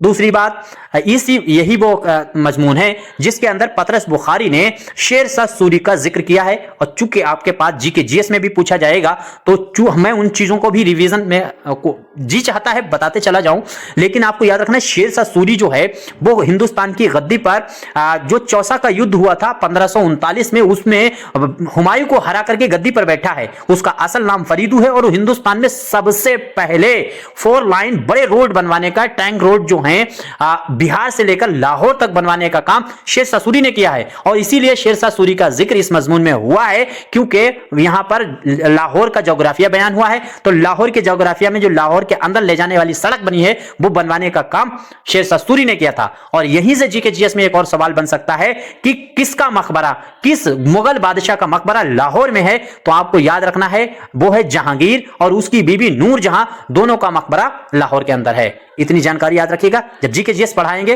तो जीके जीएस को भी हम इसी तरह से एक्सप्लेन करेंगे। आगे देखिए, अहमद जमाल पाशा की पैदाइश इलाहाबाद में किस सन में हुई है? तो अहमद जमाल पाशा के बारे में आपको याद रखना है। उम्मीद करता हूं सभी का आंसर सही हुआ होगा, फटाफट जवाब देने की कोशिश किया कीजिए। तो जिस बच्चे ने जवाब दिया होगा 29, तो 1929 आपको याद रखना है। अहमद जमाल पाशा की पैदाइश 1929 में हुई है। अब यहां से देख लीजिए, 1935 अगर पूछा जाए तो इसमें पैदाइश जो है वो शमसुल रहमान फारूकी की हुई है। 36 अगर पूछ लिया जाए तो 1936 में पैदाइश शहरयार की हुई है। 39 पूछ लिया जाए तो इरफान सिद्दीकी की पैदाइश हुई है। 39 में ही आपको याद रखना हल्का रवावे ज़ौक़ है। तो इतनी चीजें याद रहेंगी। अहमद जमाल पाशा की पैदाइश आपको याद रखना है 1929 में पैदाइश उनकी इलाहाबाद में हुई थी। अच्छा, इंतकाल अहमद जमाल पाशा का अगर पूछ लिया जाए तो 1987 में अहमद जमाल पाशा का इंतकाल हुआ है। कहां हुआ है? तो पटना में हुआ है।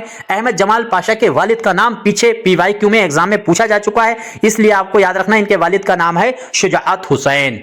शुजाअत हुसैन किसके वालिद हैं? अहमद जमाल पाशा के हैं। और अहमद जमाल पाशा का मजामीन में आपको याद रखना है, जैसे खास याद रखना है, जैसे लज्जतो आजार है, इनका मजमून आपको याद रखना है, मजामीन का मजमुआ है। इसके बाद में अंदेशा शहर है, चश्मे हैरा है, सितम इजाद है, या पत्तियों पर छिड़काव है। ये सारी चीजें आपको याद रहे।